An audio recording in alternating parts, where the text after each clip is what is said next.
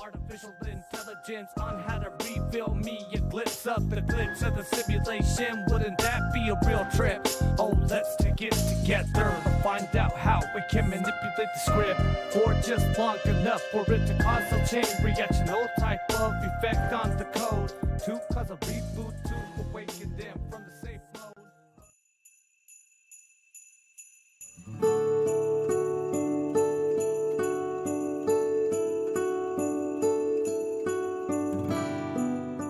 Musk's tweet the other day, 4 tests, 2 positive and 2 negative on the same machine on the same day with the same nurse. So literally they did 4 tests and 2 came back positive, 2 came back negatives. One of my muggle friends on Facebook was like, well, gee, I wonder what that means.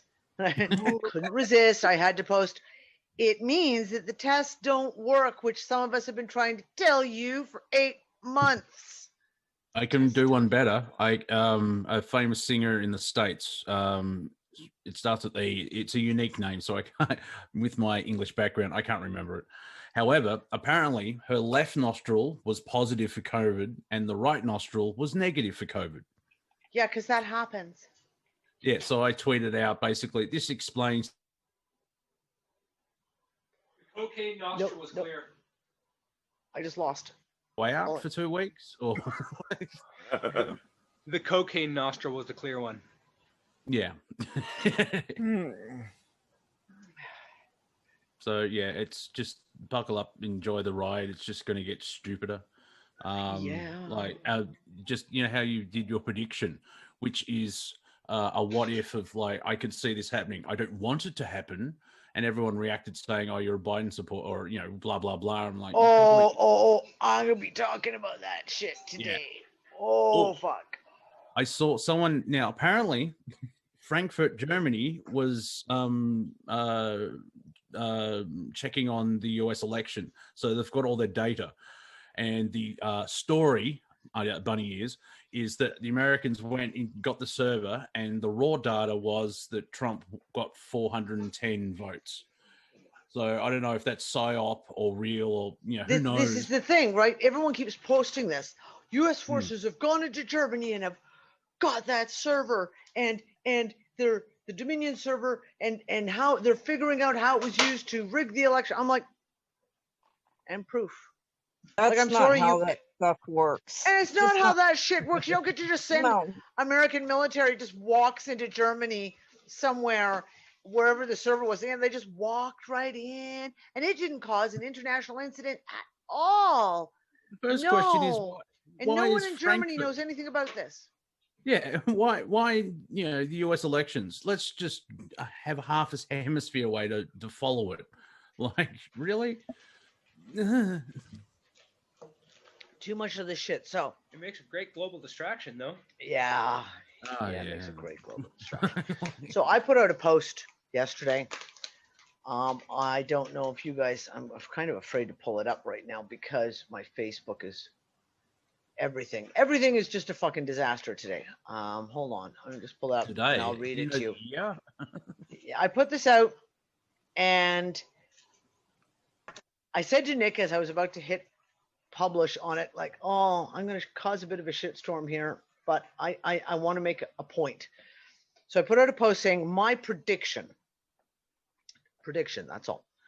If Trump actually wins, we will have 4 more years of trust the plan and the usual QAnon rhetoric, and we still won't see those mass arrests or JFK Jr. magically rise from the dead.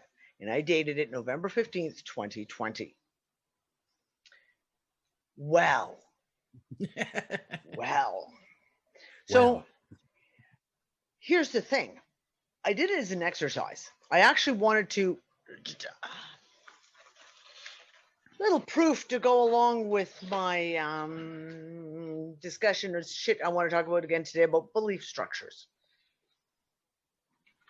It is obvious from the 91 comments that I can see, the 91 comments that I can actually see. It's obvious that I would say probably at least 75% of the people did not read the post properly and reacted from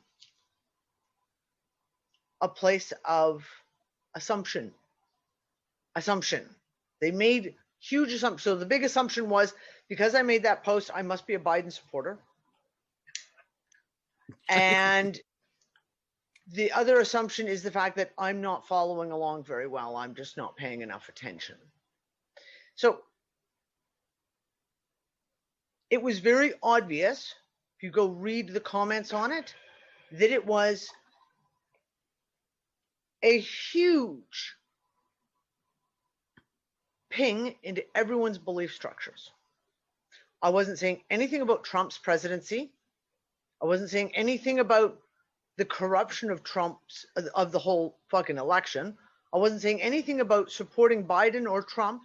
That was not the point. The point was aimed at the ongoing non-stop stories, and I'm going to call them stories, that have been continuously perpetuated. This is happening, that is happening, this is happening, that is happening, and there's no proof given. All you get is trust the plan, have faith, etc. Now, when you start getting those words being used, it has completely and totally 100% become a belief structure. It might as well be a religion. And the comments back very obviously outlined that these people they were triggered from that belief place and immediately lashed out, and there was a lot of lashing, like people really, really lashing out and saying things like, oh, and you think Biden's going to be any better? Again, had nothing to do with the post. The post had nothing to do with the election, nothing to do with anything except for I was trying to make people try to show people the fact of we are being fed this rhetoric, nonstop rhetoric, that people are accepting on faith. They're accepting as a belief structure. And it is literally turned into 100% a religion all of its own. There is a huge problem now. We keep talking about this over the last couple of weeks. There is a huge problem right now with people caught up in their narratives, in their belief structures, and in these stories. And it doesn't matter whether you talk about whether it comes from a religious, political, an ideological, financial, it doesn't matter. They're all have become belief structures. And they're being, it's not just new, they have been and really are being right now weaponized. Through social media. Through social media, through not just social media, across the board, from the media to the social media, to the alt media, right? So it's like people want to point fingers at CNN and NBC and all the big boys, Twitter's you know, the New York Times, etc.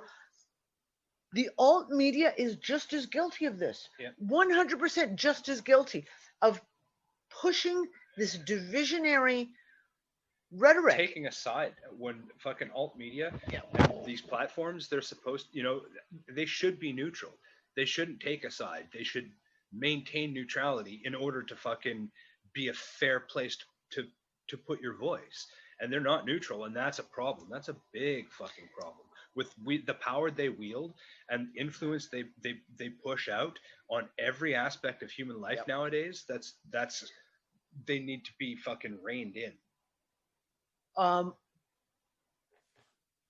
And if there's one thing that this US election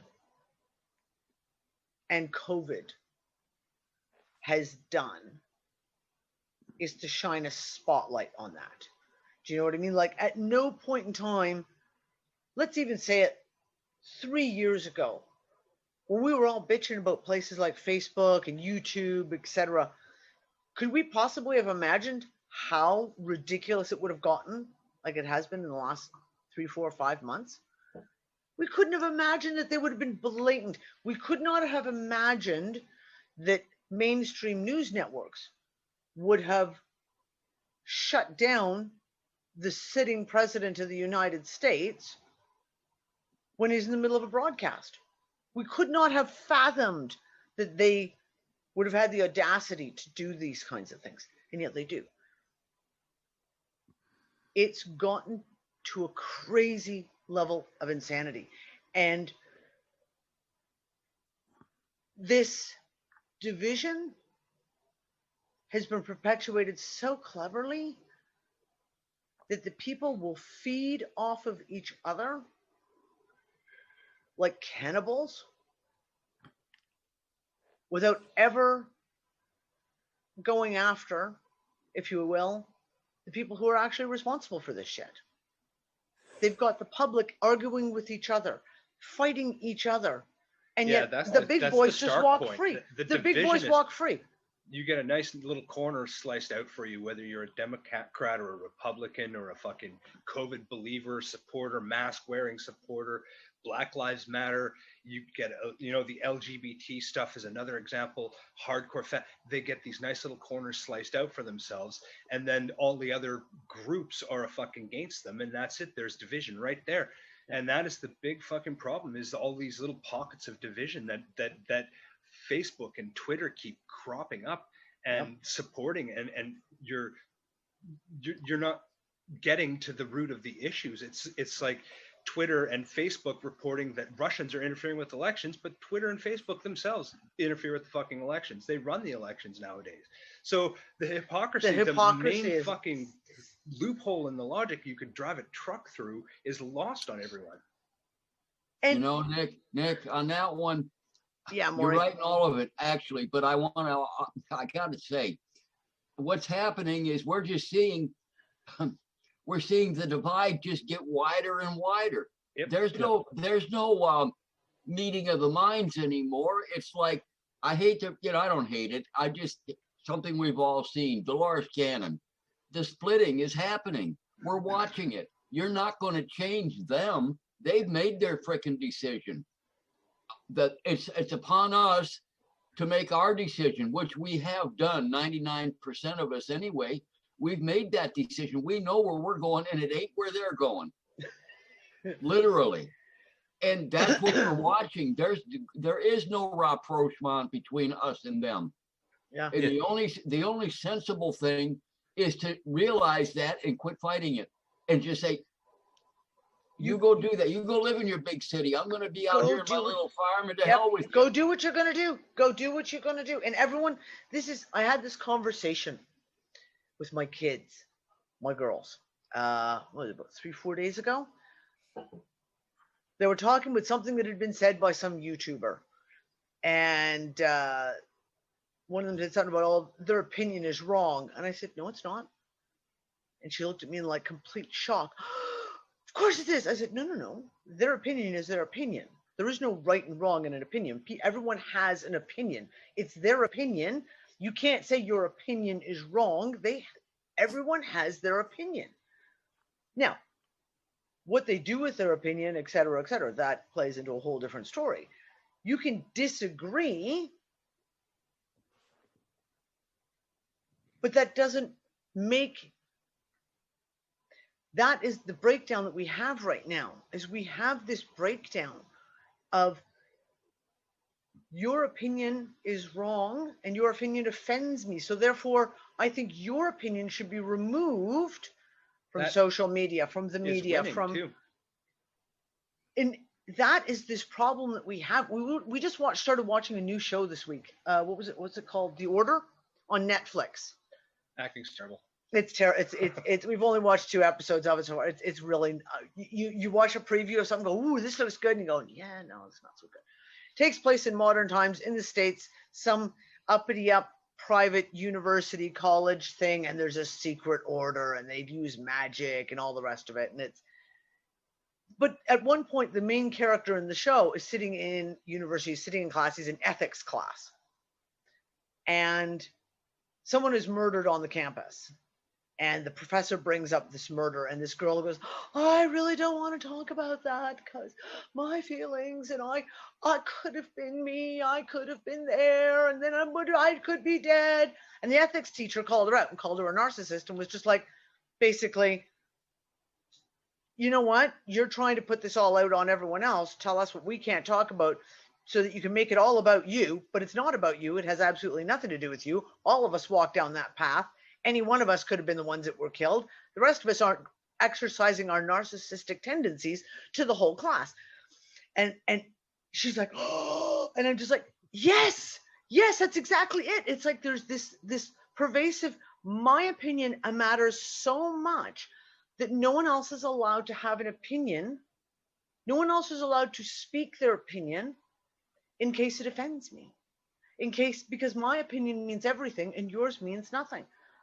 Yet this is rolling out through this, I mean, God knows we've had this conversation 1,000 times before, through social media, and everything is this, you must have your opinion shut down. And there's lots of big articles coming out. Talk in the UK saying that the Labour Party is trying to roll forward a bill that would enable censorship on social media so that people will no longer be allowed to speak out against the COVID-19 vaccine, you won't be allowed to speak out against the lockdown. You won't be allowed to, it's pure censorship. We're talking, this is 1984, the book, in real life. Yeah, but everything is only in support of corporate propaganda. And that's exactly. It. And that's the scary part there. There's the loss of conversation as well, because my opinion is God, and if you're wrong, and like, have you ever spoken to someone from there's the left, there's the insane left. The insane left are really loud. You can't have a conversation with them because if you disagree, you're instantly a Nazi. Yeah, and exactly. Like I'm sure the Nazis in the South Pole are like, we're not. They're nothing like us. You know what I mean? It's just ridiculous. Yeah, and this is it. The extremes of all extremes are set up to be extremes to shut off discourse, right? So that, and it's very cleverly programmed, implanted into it, is the fact, if you remember when the whole transagenda stuff, you remember that transagenda stuff that was playing out 2 years ago, who gets to use what bathroom? That was the news. That's all everyone could talk about. Yet if you brought up anything against that, you were labeled transphobic. And that shut conversation down. Boom. Your opinion had no validity because you're transphobic. It's the same thing if you, for example, with the Black Lives Matter stuff, if you question anything about that, well, you're a racist. Shuts down all conversation. They're not going to converse with you. They're not going to debate. They're not going to discuss, because you are labeled something that means they don't have to listen to you. In their own heads, like that's decisions made. Well, they're a racist, I don't have to listen to them, and nothing they say has of any value whatsoever. Trump's a good example where, like, I have no idea what he's like as a human being. I don't really want to meet him. He's a great stand-up comic if you've seen him being funny. However, the whole Charlottesville, there's good people on both sides. The way that they've edited that, where he denounces white supremacy 10 seconds beforehand and then goes into it. Everyone just sees that, oh, he's a racist, so therefore every Trump supporter is a racist, and they're locked into that box. Actually, we're called deplorables, but you know. Deplorables? Oh, is that it? Oh, are you? But that sounds like a kindergarten level stuff now, because like I spoke up against The Last Jedi. I'm a Russian agent. I'm a sexist. I'm a racist. I'm a bigot. How fucking dare you? I know. I mean, I didn't realize that hating a script made me all this. I mean, istphobe. Yeah. You're a sexist. It's a piece of paper. The deplorable deal has been thrown out by the Democrats for a while now. I mean, they've actually said it on the news. Called us deplorable. So yeah, that's funny. Yeah, I'm sorry, but I find that really, really fun. Isn't it funny that they are cutting off the last branch that keeps the whole tree together, we call elections? I mean, if we lose the elections, what is there that brings us all on a table to to find out how we can still live together without killing each other over dumb opinions, right? So how funny is that they're literally driving this tree so far that they can break this whole thing apart, and we will actually end up maybe in a fucking civil war. I mean, the civil can war answer that. on this entire globus. I have Yeah. one word answer Global for that. Civil War 1. I've been saying that for a while. It's coming. Groupthink. That's how we'll all come together. We all have the same groupthink. It's that hive mind mentality, which won't work, and we're still alive. But that's basically it. It's agree with us, or you'll be shunned. Or there is a silver lining as well. AT&T is looking to sell CNN. I hope Trump buys it. I hope the fucking Onion buys it. That would really be funny. Babylon I did hear bee. something about him. I did hear something about him thinking about buying his own network to do something or other if he didn't get reelected back in there. And that was just like more dust in the wind. Okay, but yes, that's been thrown out there too.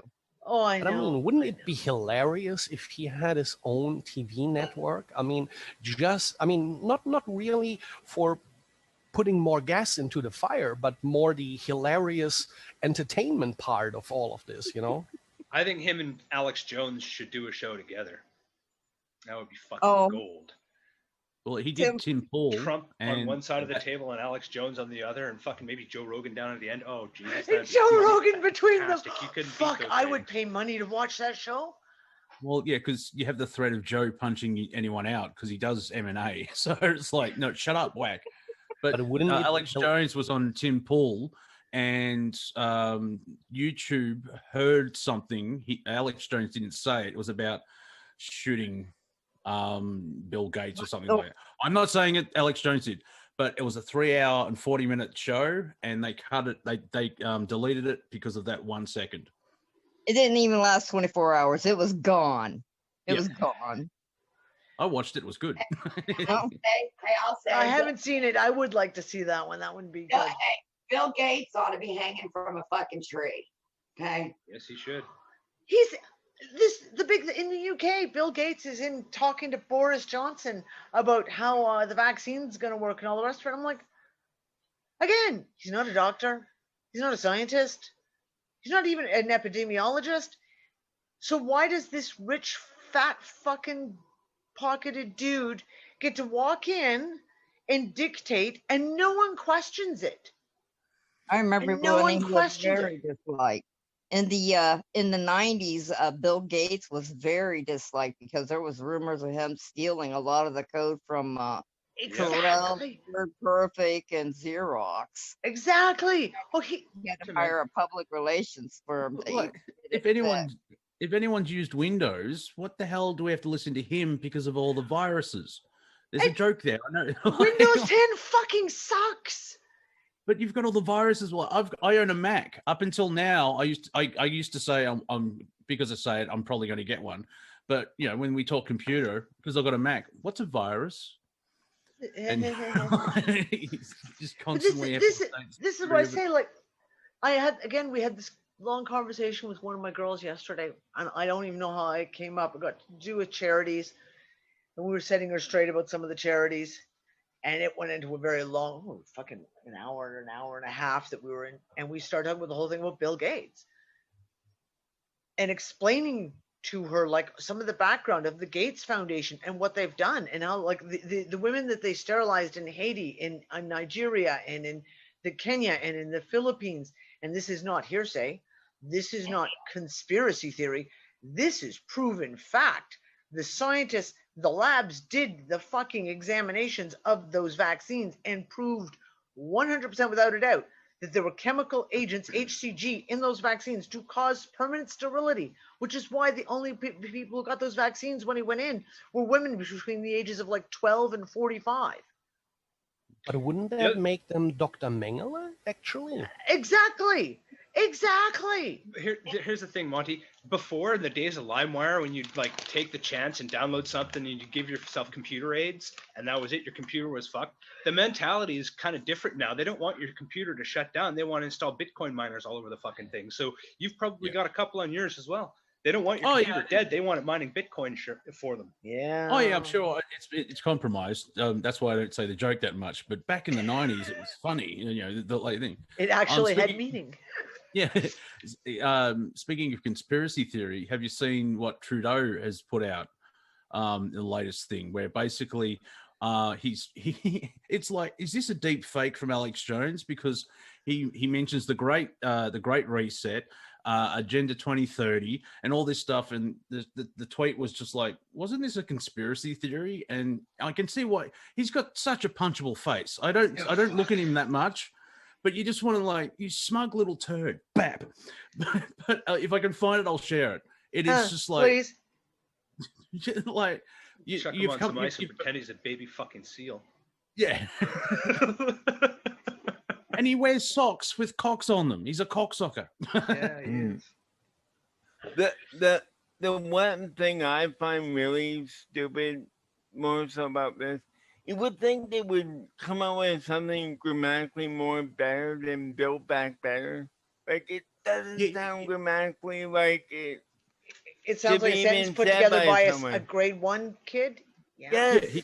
It was. I only saw 30 seconds. Thank you, El, for reminding me. Hearing him say that made him look even more stupider up there. Basically, like in this post-pandemic world, we can build back better, and we can use Agenda 30. You know, like, it's basically, if you showed this to someone a year ago in the conspiracy world, they'll mess their pants every way, which way. It's like, that's the Prime Minister of Canada saying this. Look, we've got evidence. Now it's like, oh yeah.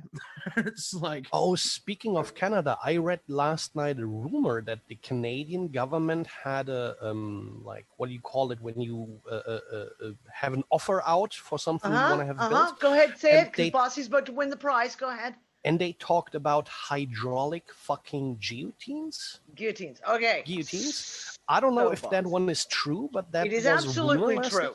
What? It is absolutely true. Except that, and again, this is a case where the alt media have taken things to an extreme, started a rumor, and a bunch of really retarded people, I'm sorry, I'm going to be insulting, have spread a rumor about something without doing one tiny bit. Within 15 seconds of, because I went and I looked it up, and yes, the Canadian government put out a tender for hydraulic guillotines. 15-second search shows that a hydraulic guillotine is for cutting paper, people. It is not a guillotine for taking your head off. It is for the Stats Canada that needs it. So again, Statistics Canada is the one putting out the tender. It's for cutting paper. Go do a Google search. It's very easy. You'll get 400 pages of China trying to sell you a hydraulic guillotine for cutting bindings on books. It's how they cut, you put a 500-page book in and it goes, boom. That's a hydraulic guillotine. So I wanted to say, thank you, Bossy. Thank you. I've been waiting for someone to open up with that so I could go on my little rant. But it's another example of how someone catches that and goes, oh my God, it's a guillotine. Starts putting it out there, doesn't do a lick of research, doesn't think, well, gee, I wonder what a hydraulic guillotine actually is. Let's Google search hydraulic guillotine. Let's do an image search of hydraulic guillotine. It's for bookbinding. It's for cutting books. That's what it's for. You would not be able to put a person in it, even if you tried. You may lose a finger. You might lose a finger. You're not going to lose a head. There's better ways to kill up. So, hey, so let's talk about the attorney for Trump saying she's going to release the Kraken. So everybody was like, I missed this. Okay, go ahead. I know what Don's talking about. On the news, and she goes, I'm about to release the Kraken. And it just threw everybody into a tailspin. Well, the Kraken is actually a supercomputer that they're utilizing to check the blockchain with these software systems that are being run, I guess, owned by the Swiss and run out of France and Germany. So they raided those offices a couple days ago. So they say. I'm sorry, Dawn, you got in here before we had, after we had that conversation. It makes sense as far as them with the system to prove it. So what I think, I mean, obviously our system is broken. There's no way to fix the shit. Elections were a joke anyway. So I'm saying that this whole thing's going to go to the House. I think they're going to create the election and we'll go to the House. Okay, I am a Canadian. I think there is a way to fix it. But yeah, okay, go ahead. Yeah. But I'm a Canadian. And even as a Canadian, I know how the political US election process works. So the Dems saying, that was the big news this morning. I woke up to the news about they're demanding that they get put at the end. You got it. Doesn't work that way, sweethearts. It's called a constitution. And you guys have been kind of running with this thing for a number of years. And it clearly outlines how elections take place, how the law states it must take place. So these statements of like, we demand that we're going to take the White House and we're going to get our offices set up as interim. It doesn't work that way. And even as a Canadian, I know that. So all the Americans, and I saw several American friends of mine posting this going, yeah. I'm like, are you fucked? Have you watch the West Wing? That's how I learned about it. There you go. Watch the West Wing. Maybe you need to have like Hollywood spin it for you in terms that you might understand. It doesn't work that way.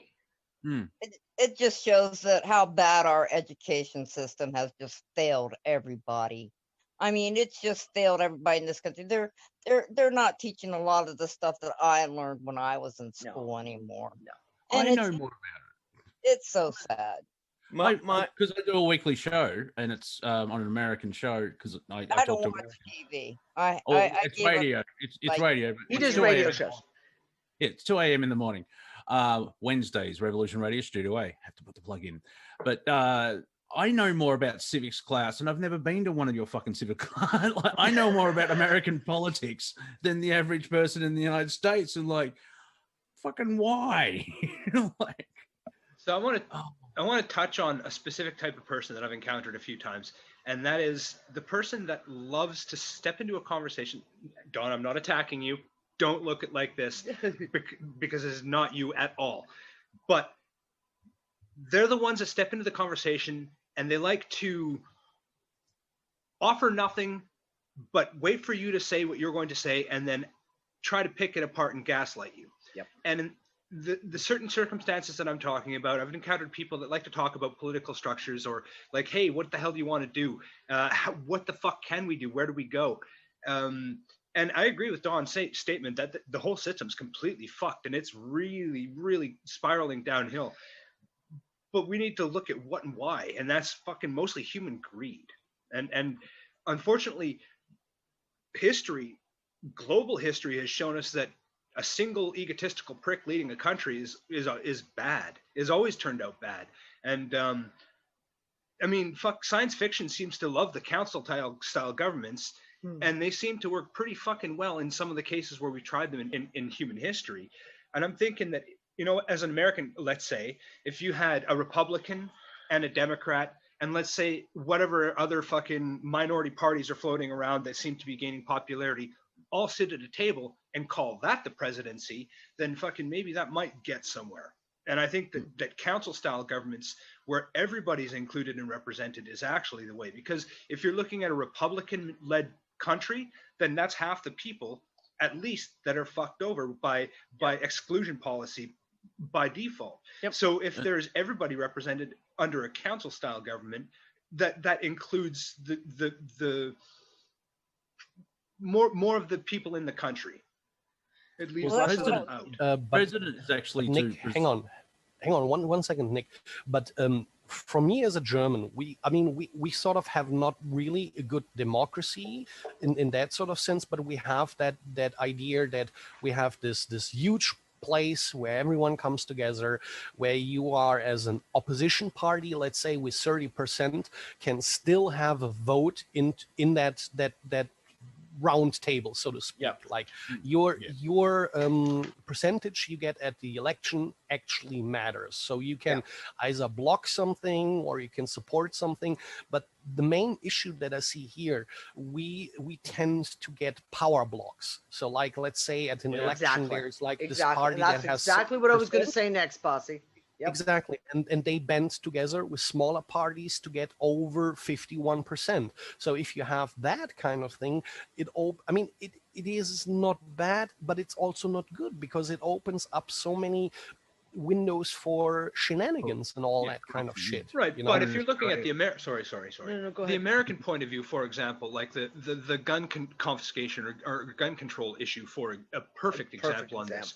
There's one side of it that wants to take them all fucking away, and then there's the other side of it that supports your right to bear arms.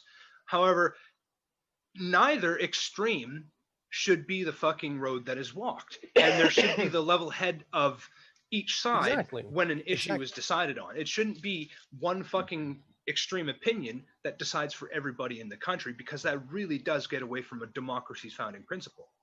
I used to be a huge supporter of the Green Party in Canada.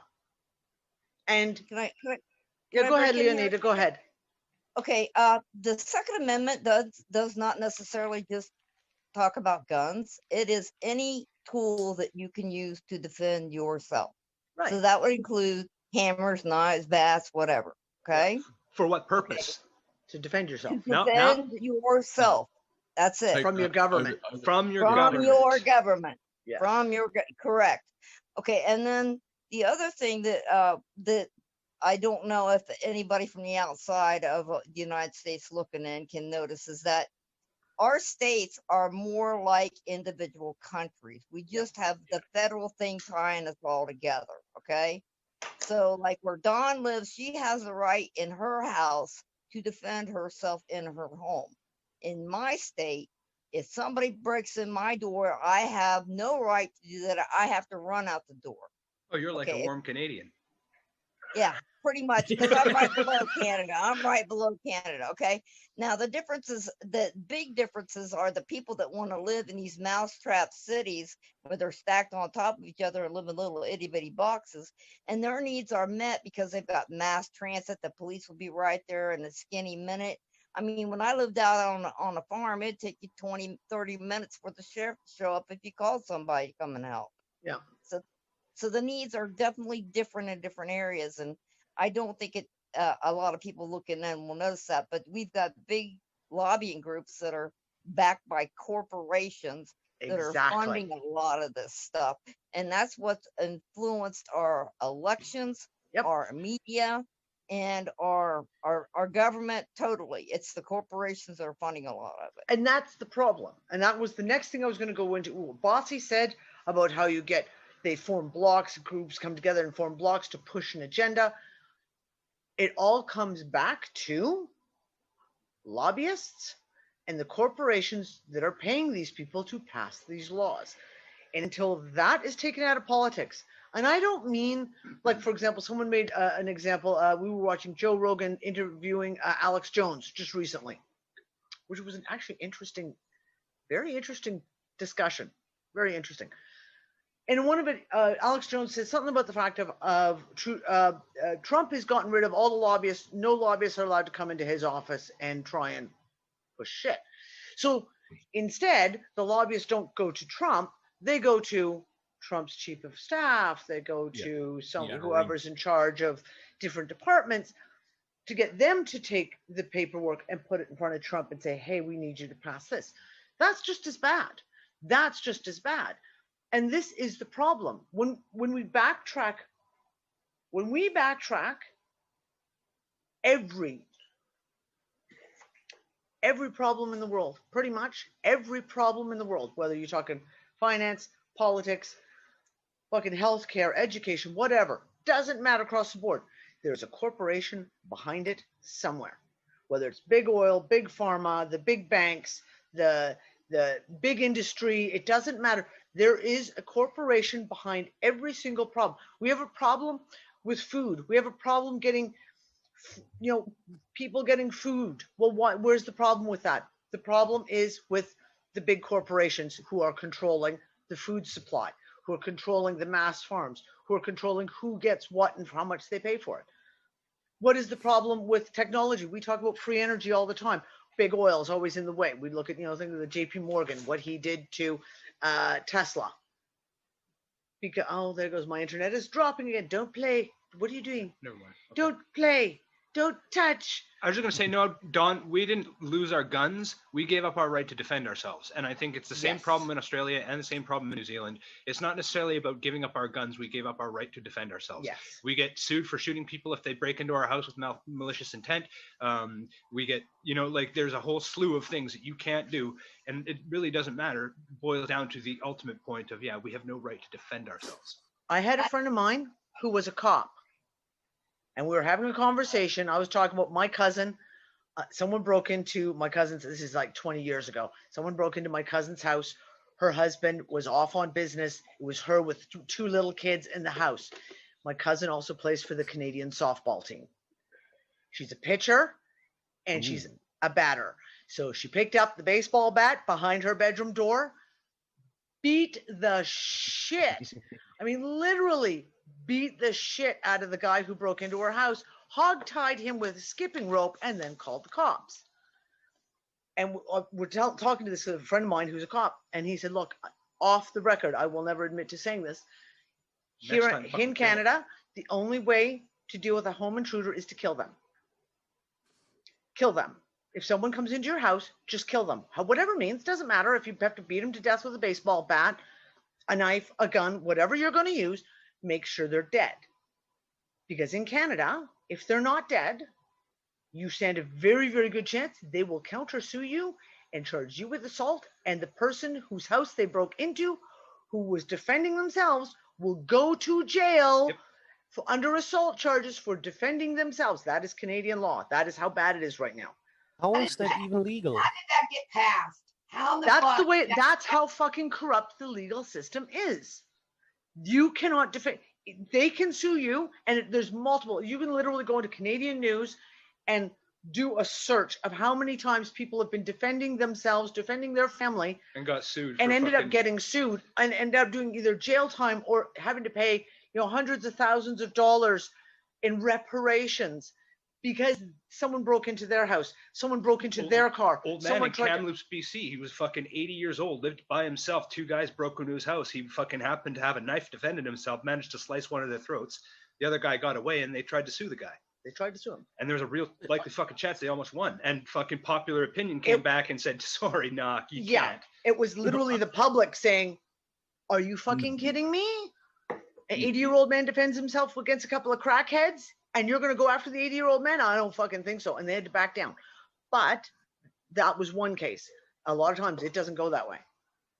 I'm not a lawyer, but my first question to the person that's suing the homeowner is like, why were you there? To commit a crime?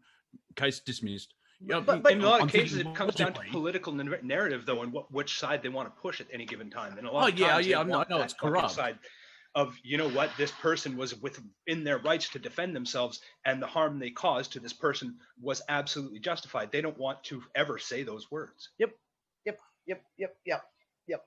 You should have just called the But police. doesn't Let that them handle it. doesn't that underline even more that we are just slaves in Yeah. our countries and anything Yeah. else?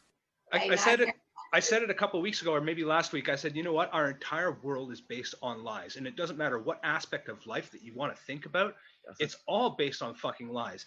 And it's one thing to say that, but then it's another thing to go into these details like we're going into right now and realize how fucking many and deep and how much it rules us. It really is fucking Lies. horrifying to find out.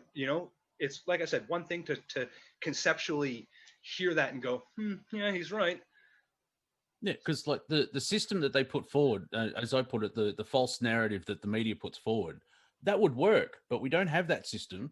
People say, "Oh, the system's broken." No, the system's corrupt, and it works for other people. Yep.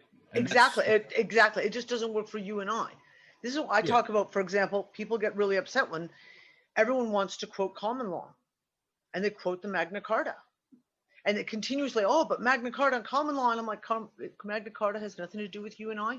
We are not involved in that common law of the Magna Carta, because it's for the barons and the free men. And you and I, none of us here on this show would have classified or qualified as free men, because free men were the rich people who bought themselves out. We would have been just the serfs. We would have been the citizens living on the land, etc.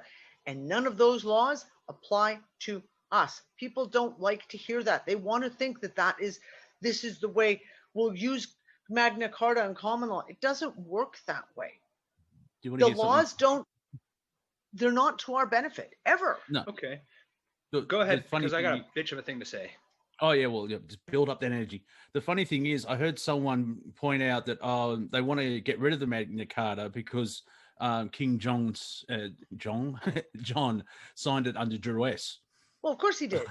Yeah, I know. It's like, well, we'll get rid of that because like he was forced to. I'm like, oh, fuck. I mean, it was 800 years ago. Yeah, but here's the thing, and this is the other thing that I like to point out that really pisses off the Magna Carta people is the year before the Magna Carta was signed, the Treaty of Verona was signed by Innocent III and John I, and the first contract always stands, not the second. You cannot, until the first contract is signed off by both parties to be negated, the first contract stands. So the Magna Carta doesn't actually have any basis in fact anyways.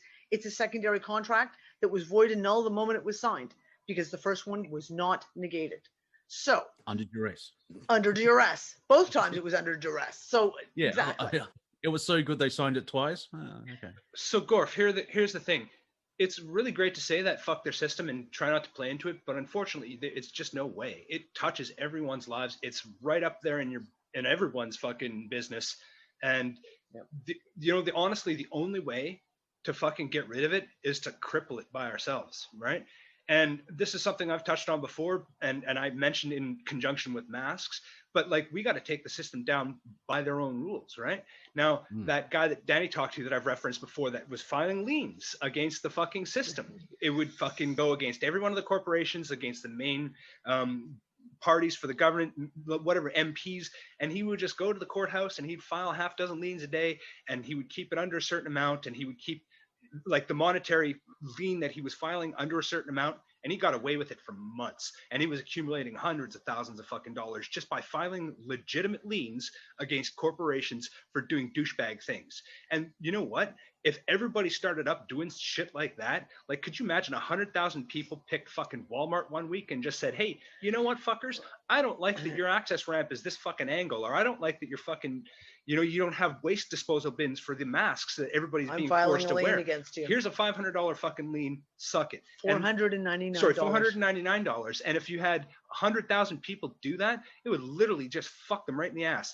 And in my opinion, because I've also touched on this before, in a lot of ways, those cunts like Zuckerberg and the Wall brothers and Jeff Bezos that sit on these fuck ton piles of money that take that money out and put it in a vault are robbing humanity and the world of fucking its resources. That money, if it's not in the system, it might as well not fucking exist. It's dead energy. So in doing stuff like that, you would pull that dead energy back into the system, and then you could take your $500 and go buy a new pair of shoes or fucking a couple of loaves of fancy bread and put that money back into the system where it's supposed to be. Yep. Okay, so the reset. The Great Reset. Get it right. Oh, I'm sorry. So I misspoke myself. The Great Jeez, Reset. the marketing's not. Yeah, the marketing's not working. Obviously, we have to ramp that up. We'll have to ramp that up. Okay, Remember, but here I you're- want to talk about this. Okay, we have been talking about. I mean, God knows I've been talking about the reset since 2011. Talking about what's coming, et cetera, et cetera. A lot of us have. Agenda 2020, that's part of the reset. Agenda 2030, that's also part of the reset. All of this stuff. So this is not new, but I find it very interesting how all of a sudden in the last 6 months, a little less than 6 months, it began in June, really. Since June, we have seen that term, the Great Reset, being fed into humanity's consciousness through the media, through all these outlets, and it's ramping up. Like in the last 4 weeks, I have seen at least 5 or 6 articles go by. Do you remember in 2012 mentioning- when everybody called you a crackhead conspiracy theorist? When That's you say right. that Yep. phrase? Yep, I was a crackhead conspiracy theorist when I talked about it in 2012. So right now, like my alarms are going off, even from the flip side of it, because I always try to look at when something's being pushed, what are they distracting us from? So all of a sudden, the same thing, you've got COVID, lockdowns, all that bullshit, right? And the vaccine, we'll call that all in one big, put that in a big pile of shit over here. Then we've got the US election, we'll put that big pile of shit right here. And now we've got the Great Reset, and we'll put that in this pile of shit here. What is going on that is being distracted from? Because when all of a sudden everyone starts talking and starts using the same terms, i.e. the Great Reset, there's something more going on. And it makes today I went through and I was looking up, I got a bunch of articles again. It's like the alarm bell in the back of my head is going, there's something more here. And more here, pardon me, not meaning, oh, there's all kinds of nasty, evil shit buried inside what they're going to do with the Great Reset. That's not what I mean. I mean more than the Great Reset itself. Why are they pushing this? Why are they pushing this in the way that they're pushing it now? There's another piece here that we haven't seen play out yet. We haven't seen it quite come forward, and I'm waiting for that to happen. But this whole Great Reset thing,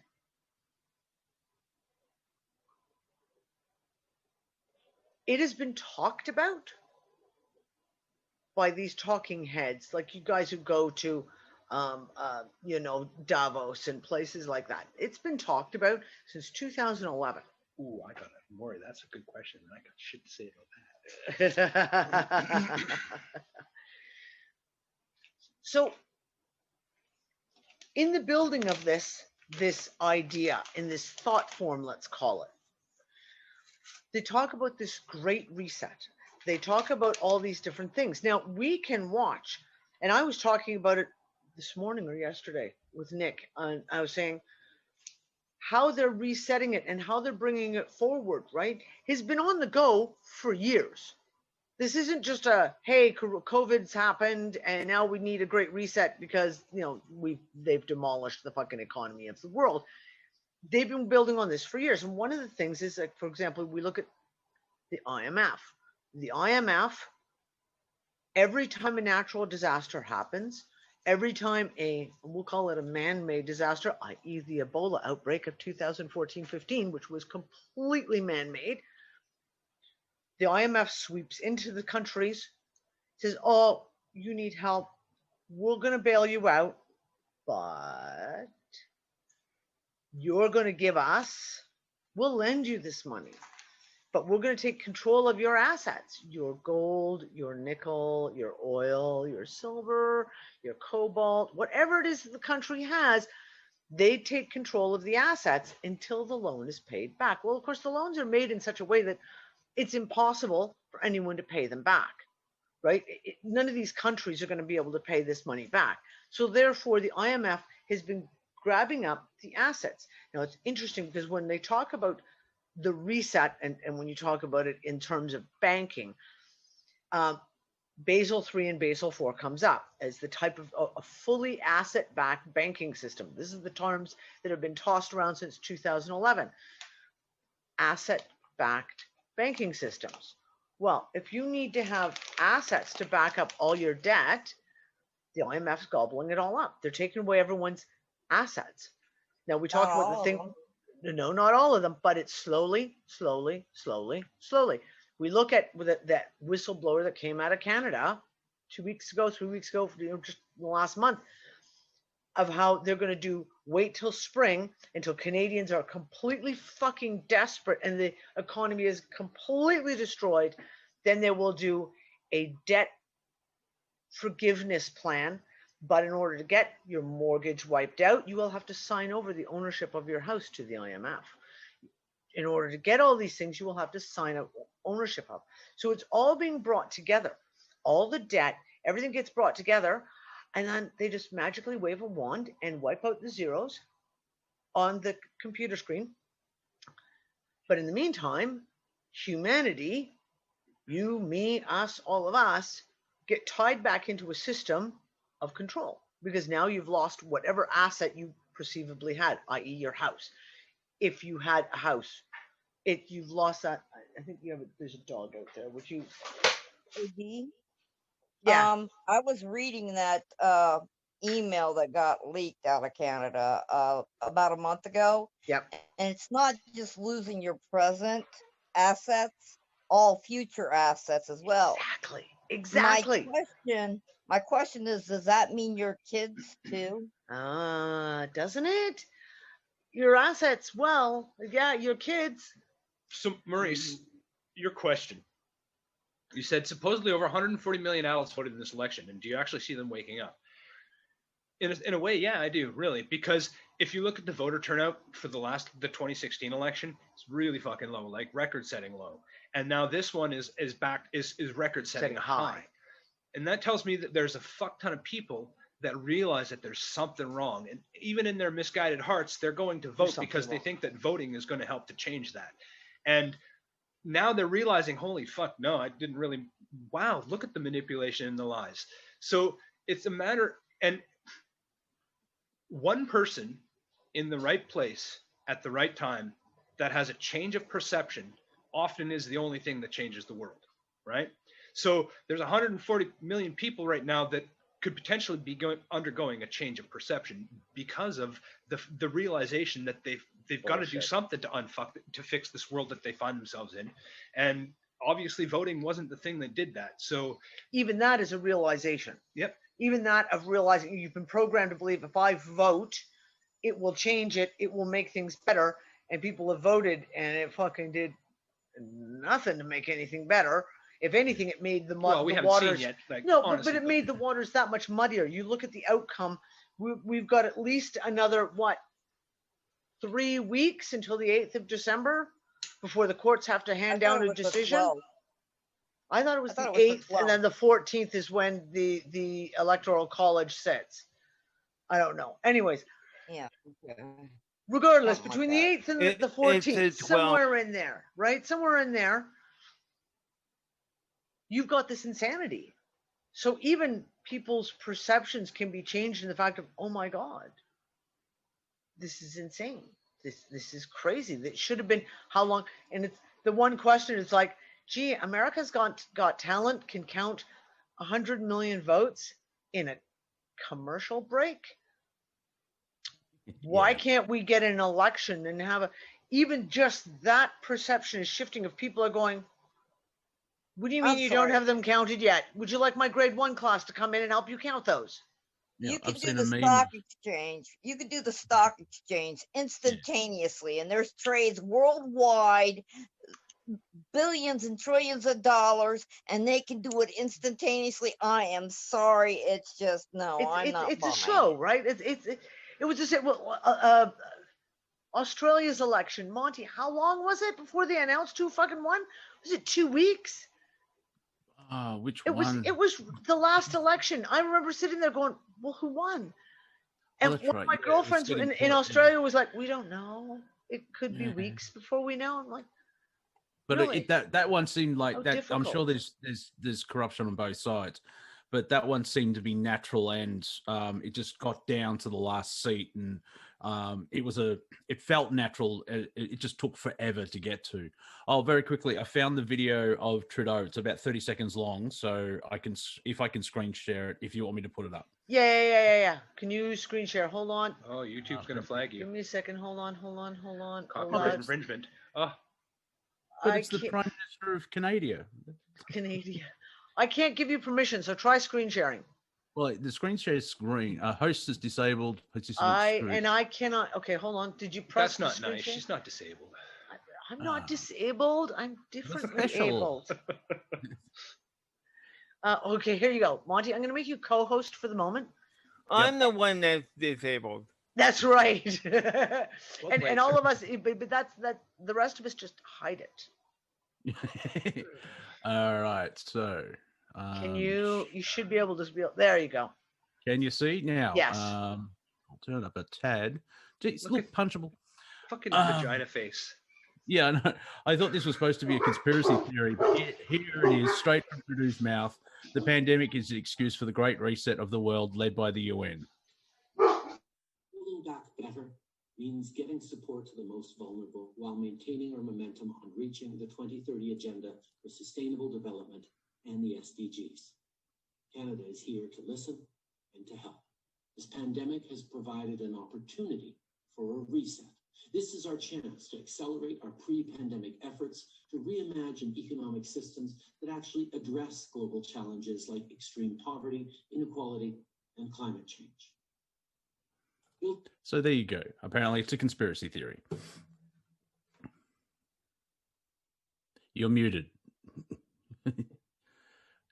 Okay, go ahead. Yeah, so we're the conspiracy theorists who've been saying this for a decade. Well, no, but since February this year, and in March when the lockdowns, the conspiracy theorists have been saying they're going to use this as an excuse to roll out all this shit. And we were the crazy conspiracy theorists, and the Prime Minister of Canada just fucking admitted that this COVID lockdown has given us an opportunity to reset everything and take everything you own. Yeah. What's that saying? Like, never let a crisis go to waste.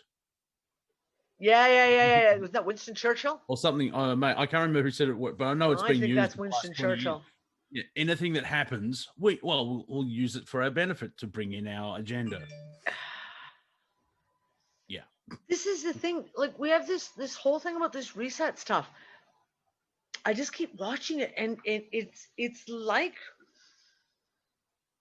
and this entire year of 2020 has been like watching a B-grade movie, but this bit with the reset, it's like watching a soap opera. It's like watching a soap opera with lazy writers. With really lazy writers where, you're now 15 episodes into the series. Yeah, I know. Let's do second lockdown. Let's write that. But you've already called it. Like, you've watched the first episode and you've already called it and turned to each other and gone, oh, you know how this is going to play it. They're going to do this, and this. And then you get to the 15th episode and they do exactly what you said they were going to do. And you just sit there going, Netflix would have canceled the last season, for fuck's sake. Netflix would have been like, that was really shitty writing, and we're going to cancel your ass because it's fucking crazy. Share? I was a guest on Andrew Bartz's show, Adventure into Reality.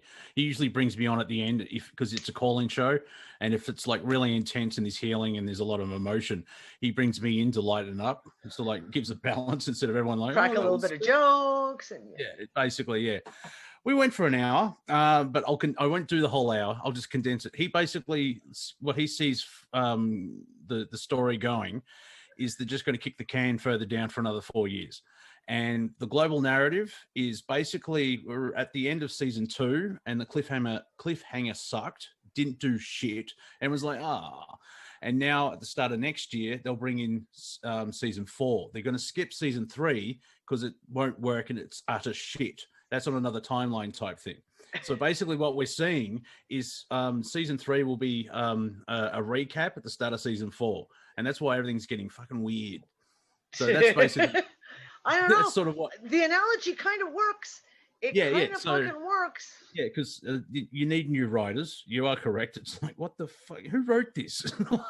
Game of Thrones did better for the last season. Oh, that's harsh, dude. Bite your tongue.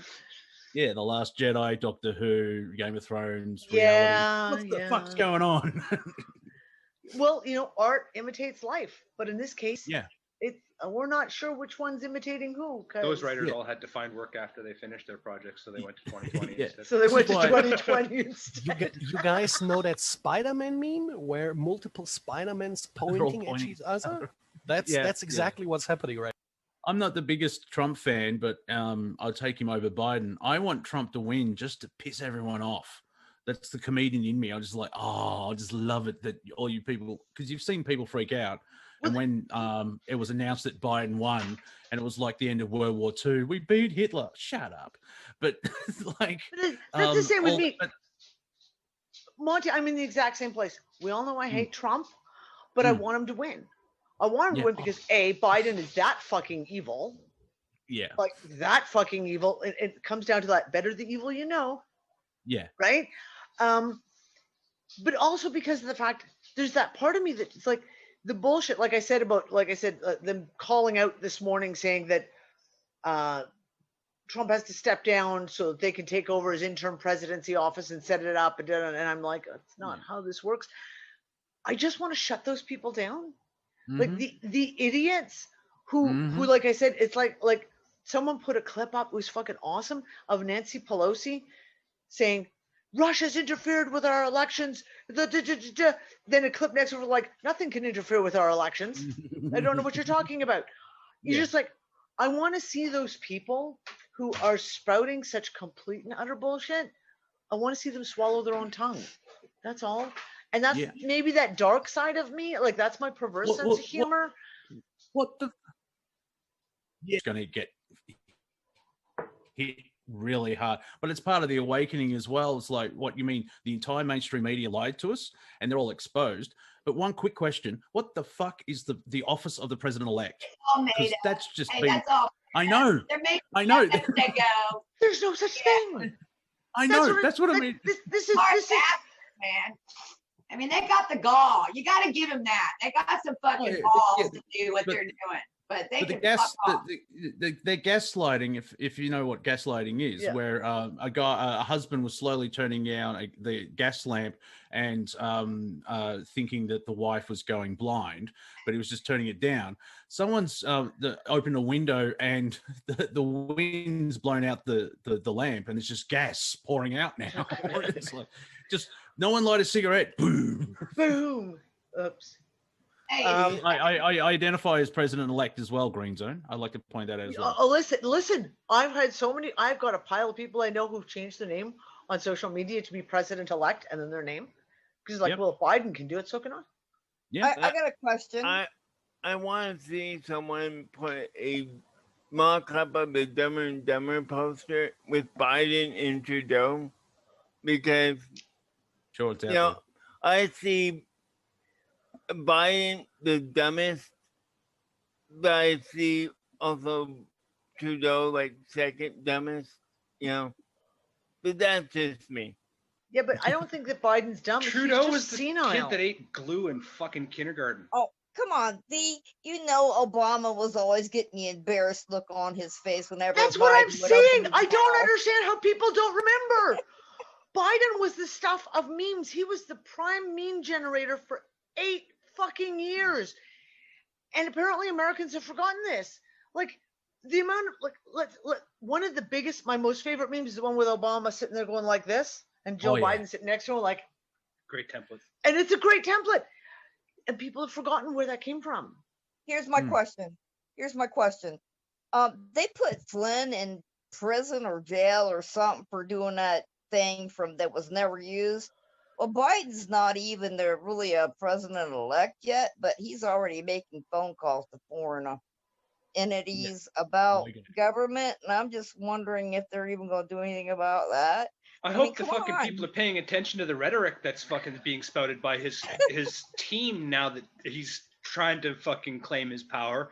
The shit that he's trying to do, like increase tensions with Russia, a maximum fucking 70% tax, fucking mandatory lockdowns, border to border. What mandatory lockdowns he's talking about putting in mandatory place vaccines. in the States. He's literally turning into the fucking devil, increasing the war machine. Holy fuck. Now, okay, so you just said increasing taxes. Did you guys hear? Now, and somebody help me on this because I didn't go look up the article. You mean the 5% tax? The 5% tax on anyone working at home. For fuck's sake. Someone seriously, put a bill forward saying they're going to charge a 5% privilege tax for working home because now you don't have to pay for uniforms and you don't have to pay for.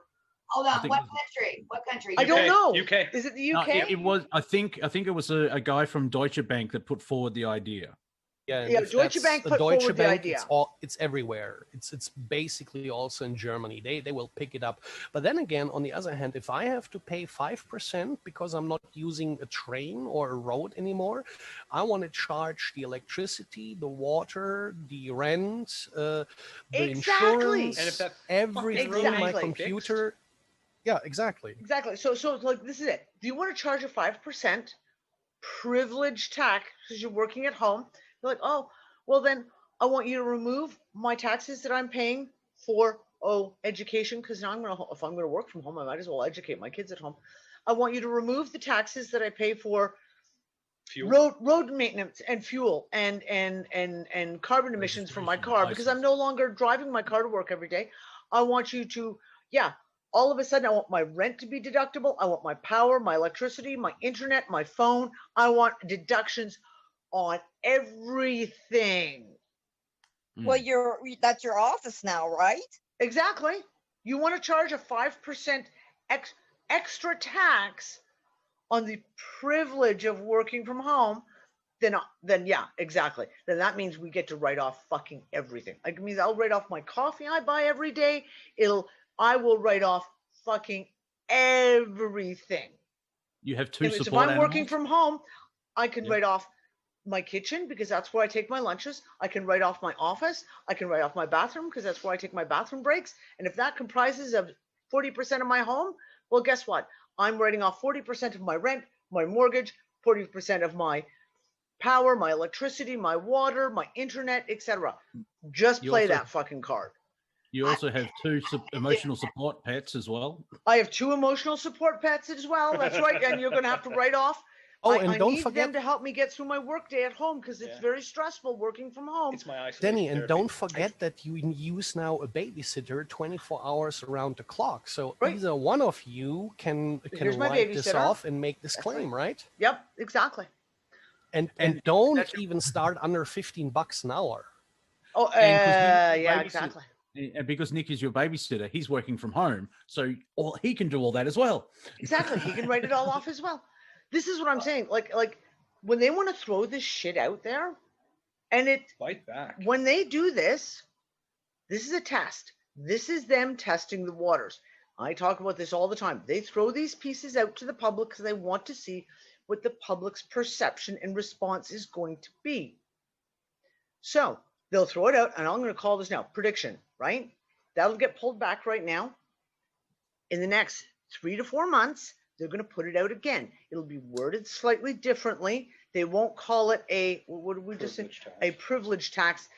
They'll name it something else, and they're going to put it out again and test the waters of public opinion. Will they swallow it? Can we get them to swallow it? And it's going to be like literally meme the fuck out of this shit.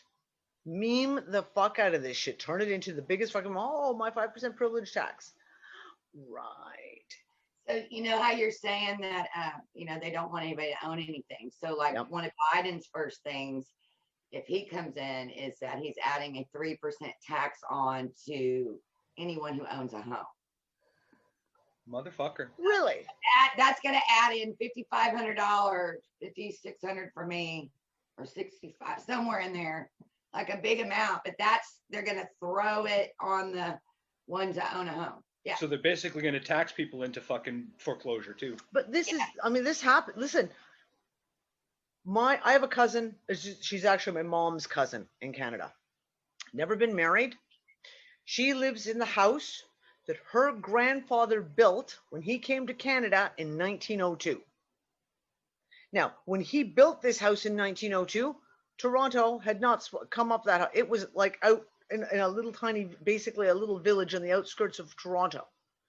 He built that house. There was never a mortgage on it. There's never been any payment. And of course, then property taxes came in Canada. So then she had to start paying property taxes. Now, at the time when that started coming in, that area of Toronto was considered to be a bad area, right? It wasn't a very good area. It was kind of a very low income, et cetera, et cetera. Well, then around 2005, 2006, the yuppie puppies discovered this area because it had really nice old homes built in the early 1900s. So they've got They, unlike new homes, they actually have some, some taste. They look nice. They're a little bit different. They're a little original. They become wanted. They're built out of decent materials, right? All the uppies started moving in, and she got a notice from the city of Toronto that they were increasing her property taxes from, it was like stupid. It was like she was paying $350 a year, $400 a year, something like that, to $12,000 a year. Oh, and that's payable now? You have 2 weeks to pay it. Needless to say, like her whole block, most of the people on the block are people that she grew up with. They're still in the houses that they've been living in since either from being built or right up to the 40s, 50s, 60s. And they organized together and they basically went to City Hall and said, fuck you. No. My cousin, at that time, she was a pensioner. She was like 67, 68, living on a pension. Where am I supposed to come up with $12,000? That's half my fucking yearly pension. And they fought it, and they managed to get it knocked down to a somewhat reasonable level for people who were like her, who basically owned their home outright. Like this has been a generations in the family. But there are places in the States and there are other places in Canada where this shit has gone through and they've taken away people's homes because the pensioner can't afford the taxes on it. So is this, again, what you just said, Don, is this another cash grab? If you take a 3% tax and you've got some poor couple in their 80s living off his pension, because of course at the 80s, she probably didn't work. She was probably a housewife, right? So one pension, desperately trying to keep hold of their house, and then they slam them with a 3%. And what are they basing that 3% off of? This is an outright grab. And I don't understand how people cannot, like we just said about Biden in the Obama era, everyone knew Biden was a complete and utter fucking moron. Everyone knew he was an idiot. Everyone knew that he was the greatest meme generator in 8 years. Almost weekly, you knew you were going to be able to come up with something ridiculous to make fun of him for that he'd said. And everyone's forgotten it. And there goes, it's like, that's my hope. I keep hoping that as we see, so for example, this whole election thing, you have all the mainstream media saying Biden is president-elect, Biden is won, blah, blah, blah, blah, blah, blah, blah, and it's all going to get overturned, or I suspect it'll all be overturned. And if it is, are all those people who listen to the mainstream media going to remember 6 months from now that the media completely fucking lied to them about this? Or is it going to be just another thing that gets brushed under the carpet and they're just going to be, oh no, the media would never lie to us about this. Because we'll remind them. Because we're just going to mine that motherfucker till we're out of. Yeah, because it's. Let me tell you the other thing that happened to me. So I live in this really big subdivision that has like all these amenities and shit, and they charge you a fee to live here every year. And when I moved in, it was like $4 something, and it, I've been here 16 years, so about every 3-4 years it'd go up. Well, last year they put in these big ass concrete type walls instead of fences, and they actually look pretty good. But they moved our fee from like $680 to $860, and they said it would hold for like 3 or 4 years. Well, this year, so the next year, I got the bill in, and it's $980 a year to live here. I am not shitting you. And I don't even use any of these amenities. Fucking capitalism. Dead end capitalism. Fucking chewing on its own tail. Have kids. It's happening too. Don, I feel your pain. I do. My parents bought this home in 1950. It was built in, and they bought it in 68 for $19,000. They paid off the mortgage.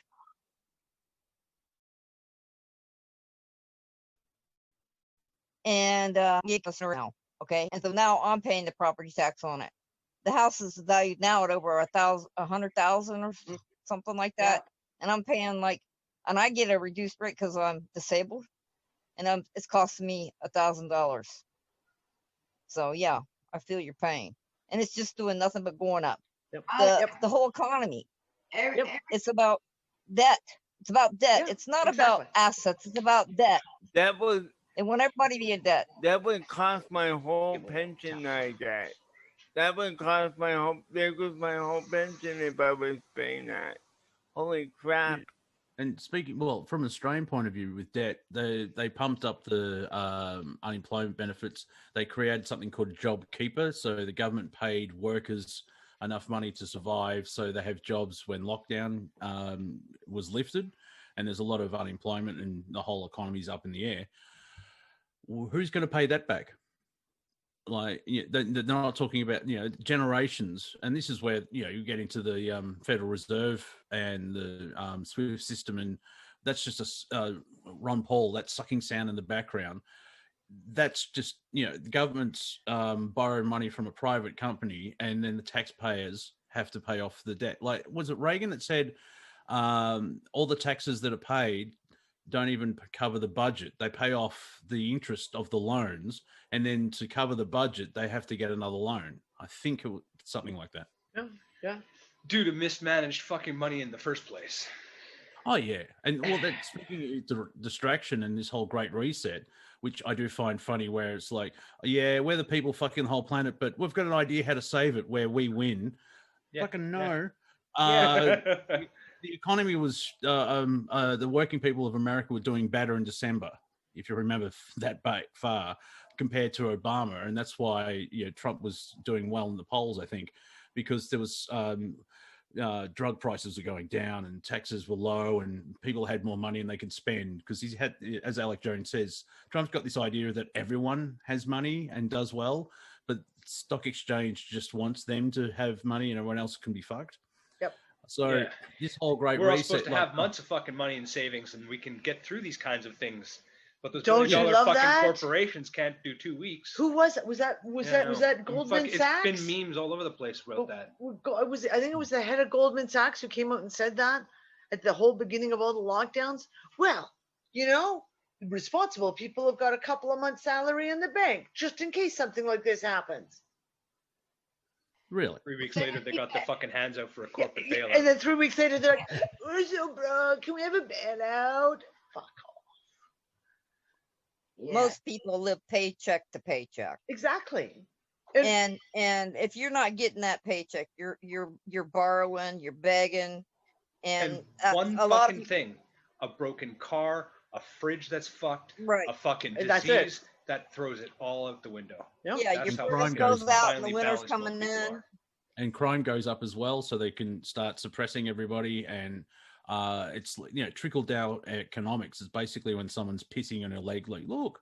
But like for Australia to get out of the GFC, the grand whatever it was, because my brain just went somewhere else. They put out a stimulus check for about $1,000. I didn't get it because I wasn't paying tax. Yeah. However, this strange thing, everyone that got that money went out and spent it, and it kept the Australian economy up. Yeah. Didn't JFK Instant metric. Yeah. Exactly. The economy is this word that people use, and the media spins it. Okay, and whenever they talk about the Yay, the economy is the angry. yay, the economy is angry. Yeah, that's Alice South Park. Watch that episode. It's a really good episode of It's South Park. a teeter totter. The more money they pour into the system, the higher the debt goes up. Okay. Right. But when they talk about economy, when you have like these talking heads on Wall Street, they talk about the economy and they always point to the stock exchange, and they go, oh, look, but the NASDAQ is here, and they look at when the Dow Jones is here, etc. These are not measurements of the economy. They literally measure nothing in reality in the economy. The economy is, and I say this over and over again, measurable in the dollars that people have in their pocket to spend every day. And if no one has any money in their pocket to spend, you have no economy. And it doesn't matter what Boeing says, and it doesn't matter what Caterpillar or Bank of America or any of these, it doesn't matter what they say or do. Because if no one has any pennies in their pocket to go buy a burger at McDonald's or to fix the muffler on their fucking car, The or economic plankton. That's then the guess point. what? There is That's- none. That's why Klaus Schwab is doing this with his fucking Davos group. This is the fucking point. Exactly. They said there's no more money to be made in this system. They flat out tell you, and they're Yes. revamping the system. Exactly what they said. Exactly, Dawn. That's it. Complete transparency. They said it. There is no more money to be made in this system, i.e., we hold it all. It's all in our vaults. We've got it all. So now we're going to start a new system so we can start gathering up some more monopoly money. That's why they're all soaking their fucking last few dollars into Bitcoin. And this is it. So Bitcoin is surging right now, right? Bitcoin is surging. And the one thing, Nick watches the crypto markets really closely. And he started noticing as about the end of August, you were having new cryptocurrencies come on the market and then skyrocket. And when you every single, and I want to say skyrocket, they'd go to tools. They were all financial tools. They were all invented by hedge funds, by investment banks, etc. So they go in, they start a cryptocurrency. Just start as much money as they possibly They can. go into boom, because all their buddy boys are on, so they all buy into it, and it skyrockets from $0 up to $400, $500, $1,000, $6,000. There's one that went up to like $35,000 in a couple of days. $35,000. During finance, it just fucking went crazy. Yeah. Okay. These are tools that they're using to make more pretend money. Yeah, and then they pump and pull it dump. out, and they're doing the same thing with Bitcoin right now. Bitcoin's, is it over 16 still? Yeah, but it's so also it's well over also 16,000. accumulating massive market dominance right now, which is an indicator as well. A lot of the altcoins should follow suit after the fact, but it's all institutional money that's making it happen, which means it's fucking. Doesn't China have big Bitcoin farms out over there, the warehouse size Bitcoin mining farms? And so does Saudi Arabia. Everybody's Saudi Arabia has got massive Bitcoin mining farms. Like, they're fucking huge. Yeah, size of the warehouses and stuff. Just racks and racks and racks and racks and racks of GPUs. Let me just say, the elephant, at least this is what I think about. So obviously we are the value, we are the currency, right? They want to harvest us probably for the blockchain.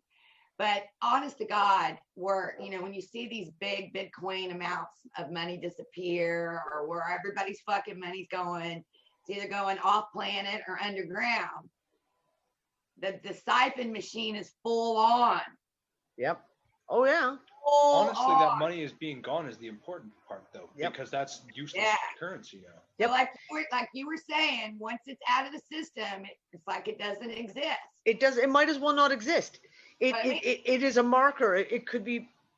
It's an IOU. Paper clips at that point. It doesn't matter. Exactly. There was, and I have searched to find this video again, and I can't find it. And I talked about this on a show about a year and a half ago. Stumbling on YouTube, one of those where you watch a video, then you watch something was recommended for that, and then you just keep. And it was a TED Talk. And it was a woman who was an economist. And she talked about something that happened after World War II in Germany. And it was a small town in Germany, and they were destitute. Absolutely fucking destitute. And there was no work. There was no way. People were starving. It was so bad. And the mayor of the city said, okay, we have to do something. So he put into play money, and it was a set amount of money, and I can't remember now if it was actual currency or if it was a locally generated currency. Locally generated currency. So basically they made their own currency, and he set this much money, block money, into the local economy of that city, and within 2 months the whole city was thriving. Why? Because it was moving. It was being used, right? Yeah, and then all of a sudden it couldn't go into a bank. Attention. That was the thing. That currency that he made could not be put into a bank account. It could not be saved. It could only be used. Currency has to flow, right? When we talk the book that I fucking love, Silent Weapons for Quiet Wars, talks about the whole analogy between electricity and finance, and all those capacitors, resistors, and current flow is absolutely the perfect analogy when we're talking about finance. When this guy did this, within months, his whole city was thriving. The butchers were working, the bakers were working, everyone was working, everyone was trading, everyone had everything that they needed. So other mayors went to him and said, what the fuck did you do? How are you doing this? And explained to them what he had done. Well, of course, it seeped up the channels into the big boys who were running the German country, i.e. America, because back then America completely controlled Germany, who went, no, you can't be doing that shit. And they put a stop to it. They literally passed laws to put a stop to it so that no other mayor could do the exact same thing. What happened to the German economy? It fucking stagnated. It took decades to crawl out of that hole of financial oppression, right? Why did it work? The reason why it worked is because it was a currency. It moved. You were not allowed to put it in a bank. You were not allowed to hoard it. It couldn't be hoarded. It had to be spent. The only value it had was being spent. And in which case, that's exactly what the fiat currency system is. It doesn't have any value. The piece of paper that you have, the coin that you have in your pocket, it has no intrinsic value. It doesn't have like wafers of gold fucking attached to it. It is the agreed upon value of what everyone agrees it is worth. So if you were to bring out a system like that, a financial system, the same thing, it is not allowed to go into a bank account. You can only use it to spend. You would have a thriving, booming economy around the world. Why? Besides the fact that it would be moving, is it's not based on debt. It couldn't be based on debt. There would be no possibility of taking it and turning it into a debt instrument. It would only have, it wouldn't be subject to inflation, because you would have an agreed upon amount, and that agreed upon amount would be what it's worth. A loaf of bread is worth one of these coins, whatever this coin is. A dozen eggs is worth one, I'd like to etc. put a couple of things in here because there's some fire going on in the chat right now. So I would like to say to Ozone that, yeah, you know what? There has been some Bitcoin fraud, but guess what? It is got nothing compared to the fucking banking. laundering and the fucking financial douchebaggery that doesn't even have laws against it, that goes on every fucking minute of every day. Bitcoin wishes it could get to that point. Second, Monty, man, I understand what you're saying about being frustrated with a new financial vehicle like this coming into play and fucking it being manipulated like it's being and wanting to see the whole thing burn. However, I'm going to kind of remind you about something that I said earlier in the show, is that it's a method to burn them from the inside if we all take advantage of it, right? Yeah. Because if everybody is invested in Bitcoin, they don't want people to have money. I strongly agree with Max Kaiser that it's going fucking a lot higher than it is now. Like add another couple of zeros to it, maybe at the outside. And if everybody kind of has some in their pocket and rides it up, then you have the ability to fucking to take it from them as well. Take it from them as well, yeah. In the same way that I fucking hate Ripple. Ripple currency is a central bank currency. It's a fucking a Trojan horse as far as I'm concerned in the crypto markets. But you can use that tool against them as well. Like fucking, if you hold a few thousand Ripple at 23 cents, when it rides up again to $3, everybody drops it. That fucking burns Ripple in the long run, but everybody's profited off it, right? And it was like Elon Musk calling for Dogecoin. Everybody buy Dogecoin and watch the price go to $1, and then everybody cash out and you fucking become a millionaire. That's kind of their worst nightmare. And that's it. And that's why I said, yeah, because I don't like Bitcoin. I don't like Bitcoin. I don't trust Bitcoin. I honestly think that it was a psyop right from the beginning and the get-go. But for those who are against the cryptocurrencies and think of it as being evil, fiat money is evil. Oh, wow. We still need to use it to fucking pay our mortgage, to pay our rent, to put gas in the car, to put bread on the table. At least crypto has largely figured out a way to take trust out of the issue. So whether you're buying the pizza with Bitcoin or whether you're buying the pizza with a dollar bill, it doesn't matter. you know, and this is what I say. Yeah, wasn't Bitcoin created? Go ahead, Bitcoin Monty. was created to be outside of that fiat. The Bitcoin was created to be outside of that fiat currency anyway. That Yeah. was sort of like an option where it's not debt based, and that freaked the controllers out at the start. But obviously they're using it now as a weapon. The biggest thing was back then when it all started. I mean, I talked with a few bankers and kind of like trolled them back then before Bitcoin really got off. Buy actually Bitcoin over a bank, and then I had to explain it to them, and then the banker said, wait a minute, so your wallet is decentralized, so you are the only one that has access to it, so to speak. And they got really angry about that. Just the idea that you could say, yeah, well, then sue me to get your Bitcoins or sue me to get your money, but if you don't have my password, you ain't getting shit. You know what I mean? Yeah. And that was the main thing they were trying to lure you into the idea, we're going to make some coins or blockchains in the future. You can buy those, but I don't want them. I want my decentralized thing where only I have access to, where the government can say, you owe us taxes, and I say, yeah, good, yeah, try and get to my wallet. Good luck, right? Yep. So the scam is that if you get into Bitcoin or any of these things, you don't want to have a free fucking email, because they have targeting going on. They find out that you got Bitcoin and they'll send you an email with a link, and if you hit it, your money's gone. I mean, they are. If you auto save your passwords and shit. Yeah, but that's. But it's true. That's our good friend of ours, Dawn. Our good friend of ours, and you know who I'm talking to.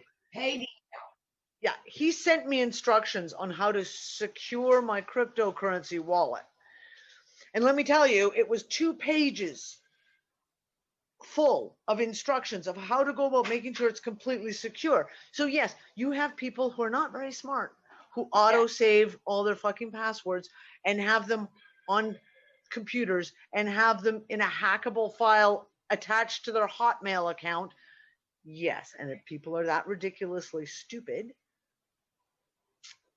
right? Well, I mean, you need it's the same thing with people who keep their Visa card, and like I literally. So someone I know got hacked, her Visa card, and she was complaining she got hacked. Meanwhile, she had sent her Visa card information over Instagram, one of the things, including the 3-digit in the back of the card. And it's like, are you fucking stupid? Are you retarded that you didn't think that through? A couple more things really, really quick. First, right now, you have an altcoin market that has thousands of coins, which means that there's choices, which means there's competition, which means it's a healthy environment. I'm terrified for the day when Bitcoin gains fucking 99% dominance again, if it ever gets to that point. Yeah. Because when you massively monopolize any system with a single fucking entity like that, that's when the problems really start. So right now, you can still, I feel, and if you want to like go with the mainstream guys talking about their investments, they're all getting into crypto because in the long term, or even in the next 5 years, it's the only real asset that they're looking at that will potentially be a stable profit over time. Whereas all of these other markets and futures and hedge and fucking risk trades that they're doing, they're all fucking really, really skeptical at this moment. So there is a heavy move into fucking altcoins. Yep. And I'm not saying that it's not 100% manipulated by the douchebags that are fucking manipulating everything, but I'm saying that you could potentially gain from that manipulation. Yeah. So like Nick, I have some cryptocurrency. Sorry, Dawn. I say Maurice just asked a really great question here.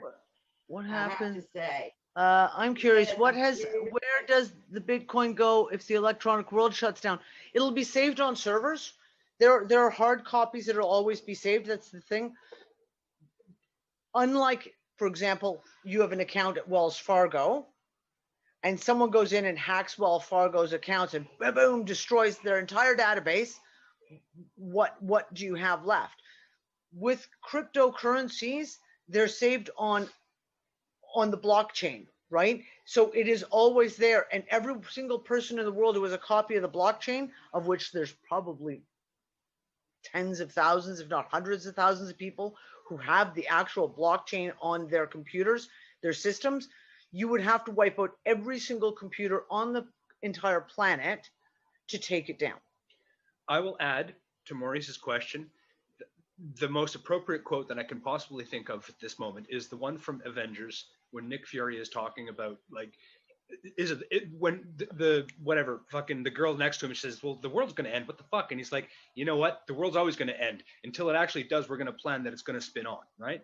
And in the case of Bitcoin, you can think like that yeah, the fucking grids are going to shut down, possibly, but I mean, in any life, a single point of failure, like if your life is built around all your money put into your car, and if your car breaks, then you're fucked, that's a single point of failure. And try to not, I mean, have a life structured like that. Yep. Because that single point of failure, it can cripple you, right? So as far as finances are concerned, to be fair, that I'm a fucking idiot when it comes to that shit, and I'm trying to learn better, but it seems to me that you want to be able to play around and have pockets here and there to make sure that you have as much.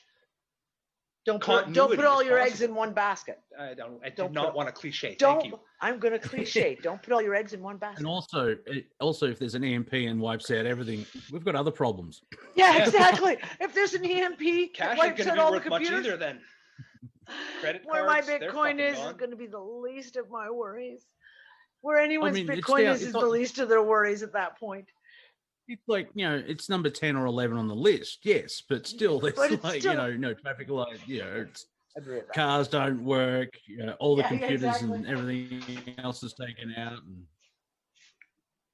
But you're right, Murray. I mean, But I mean, let's what the be hell honest. happens to all these Bitcoin millionaires if the grids just fucking collapse? Well, I don't know, but like fucking Monty just said, if the grid collapses, there's going to be a lot more than Bitcoin millionaires that just fucking become poor all of a sudden. So Hedge funds. I honestly, Yeah, that's I something, mean- like fucking, you can pretend that the future is a big terrifying place and not take part in it or kind of plan for it. I mean, Diversify. let's be honest. Back then in the 80s or 90s, you had a good chance with your normal bank account if the power goes away, since they kept a lot of on paper. These days, it's sort of different. The only thing they probably have on paper is 1 or 2 years back, not more, not less. If the power goes and you still have a bank account and money in your bank account, that might be also not accessible anymore, because no one can Well- prove if you have that or not. We remember, a lot of us, those days when you go to the fucking gas station, you buy gas and they've got the fucking chunk chunk for your card, and if their systems went down, they'd still remember how to fucking to charge those cards and make those accounts meet up. But nowadays, if the fucking computers are gone, they don't have those machines anymore. And if somebody handed one of the clerks one of those machines, they'd be like, the fuck? So that's not an option anymore either. Here's what I say. Well, looks like we'll have to invest in papers and printers and print the whole UnFuckers library of data, so we'll just, store it in a safe place. So if we need to, get access to everything, we can, but that's just my thinking. Don't laugh, Buy Earl. physical I media. was joking just the other day that if I had the capability, if I could but somehow had the money, because God knows I couldn't do it any other way, to print off the entire UnFuckers library. Holy fuck. There's Yeah, I can only say- a little under 10,000 books in there. yeah, it's day 37. We've just finished B, everyone. It's just- it would fill a room, right? I mean, literally, that's how many books are in the library right now. It would be floor to ceiling stacks of books into the He's library. just asked a really great question, and I really don't know the answer to that. I'm sorry. There's a crypto section in the Ozone? library. Is there a crypto section in the UU library? Yes, there is. I've got several books on cryptos. Not an extensive amount, and it's pretty mainstream. If anyone has some really good electronic books on cryptos, please send them to me because I would like to add them to the library. I'd like to expand that. But yes, there are several books on cryptocurrencies in the library. And lots on finance. Well, what advice do you have on people listening? Is it worth dabbling into crypto? Just as like a always, say a hobby always. instead of Look, putting all your life savings. Here's what I tell everybody. You can go on a weekend down to the local pub, sit down, have a couple of beers and a fucking meal and spend 50 bucks or 50 quid or whatever it is. Easy. You can take that same 50 quid, dump it into the fucking and buy in for $50 or whatever at the very minimum and just play around with it. And you can make money over time doing it, right? Yeah. I started with fucking a little bit with the same theory in mind over the course of a couple of months, just soak in 50 or 100 where I could do it. And I've grown it to the point where I'm fucking quite proud of my achievements. So as a hobby, there's worse things that you can do, you know, fuck. Yeah. I accept payments for Gaia's Garden in cryptos. If someone wants to pay me in cryptos, it doesn't happen often, but occasionally I have a couple of regular clients who buy and they always pay in cryptos. So because of that, without me spending any money per se, I've collected a small amount of cryptocurrency, mostly in Bitcoin and Litecoin, etc., because they're the ones that are most commonly traded. But because Nick monitors it, he's been trading them out and trades them in and out and, you know, buys into, okay, this is dropped. So we're going to take some of your Bitcoin is up. So we'll take some Bitcoin out and we're going to buy in this while it's low. And my wallet has at least tripled in price this year. Now, it's not, I didn't start with an extensive amount, but if you talk about the fact of like, let's say that it was started off with maybe $300 in value over the last couple of years, maybe that's what you would call the cash value that would seed. It's now worth over 1,500. So you can. I mean, I'm lucky. I have a smart dude who monitors these things. Jeff knows a lot. Jeff taught me what I know. Yeah, exactly. Jeff kind of run with it. Jeff is what taught us everything. But like I said before, I keep things simple in my brain because I don't like to make things complicated, right? And there's a couple of really simple tools in the crypto markets that make it really, really simple. So if you see one of your currencies that you've chosen that's gone up, then I buy into Tether because Tether never moves from $1. And when that cryptocurrency is up, I buy Tether. Inevitably, that cryptocurrency drops back down, and then I can buy it again with the Tether that I've got. The value of the money. Tether is like a holding. It's basically, think of it as like a holding account. So you sell out at this price, you put it into Tether at that price, and then you buy something else let's down here. Let's say you bought Tesla stock one day, and you spent $100 on Tesla stock, and then the next day it goes to 150 bucks. So you sell it, you put your 150 bucks in your pocket. Then the next day Tesla goes down to 75 bucks. You take your 150 and you buy your Tesla stock again. That means you've doubled what you hold while it's low, and then the next 2 weeks Tesla goes back up in price. And crypto markets are the same thing. I like Tether because you're tethered. Great. It's a US dollar tool. It is a US dollar tool, and it's in place so they can make money from it, and they use it as a trade anchor. Yep. And everybody knows it. And a lot of the fucking major exchanges have come up with their own trade anchors as well because of its popularity for doing what it does. But it's a really important tool in order to maintain your monetary value through the fluctuations if you want to piss around with day trading. Okay, Dawn. So Dawn said Jeff just did a class with Emily on this subject and taught us all how to do it. The cost of the class is $50. Yeah, it was really great. It was like 3 hours long, and he went through listed. I mean, it was so good. Yeah, Jeff is amazing for this shit. Like his. But there's a lot to it. But like I'm about to watch it again. But it was just. Does she? Hold on, just give me a second. Does she have it? I'll message Emily after this, because if she's still offering it, then I will send people who want to know. I'll send them to Emily to take that class from her. Not to cut into what Jeff's trying to do. No. Not at all. Okay, But so this is the deal. If you're on Patreon with her, like I'm on $10 a month with Emily, so it only costs me $30. But if you're not on Patreon you can buy the class for $50. Okay, good. Okay, good. I will talk to Emily. Worth it. It's totally worth it. I will give everybody the advice that Jeff gave me when I started to play around with cryptocurrency. That is that simply you only need three things to start. You need an exchange, you need a wallet, and you need to have your money to go into the exchange. Those three things. Now, in order to take your euro or your dollar and get it into an exchange, I went to YouTube to figure that shit out. And then from exchange to a wallet, again, I taught myself how to do that stuff. And that was all through Jeff's guidance in the beginning.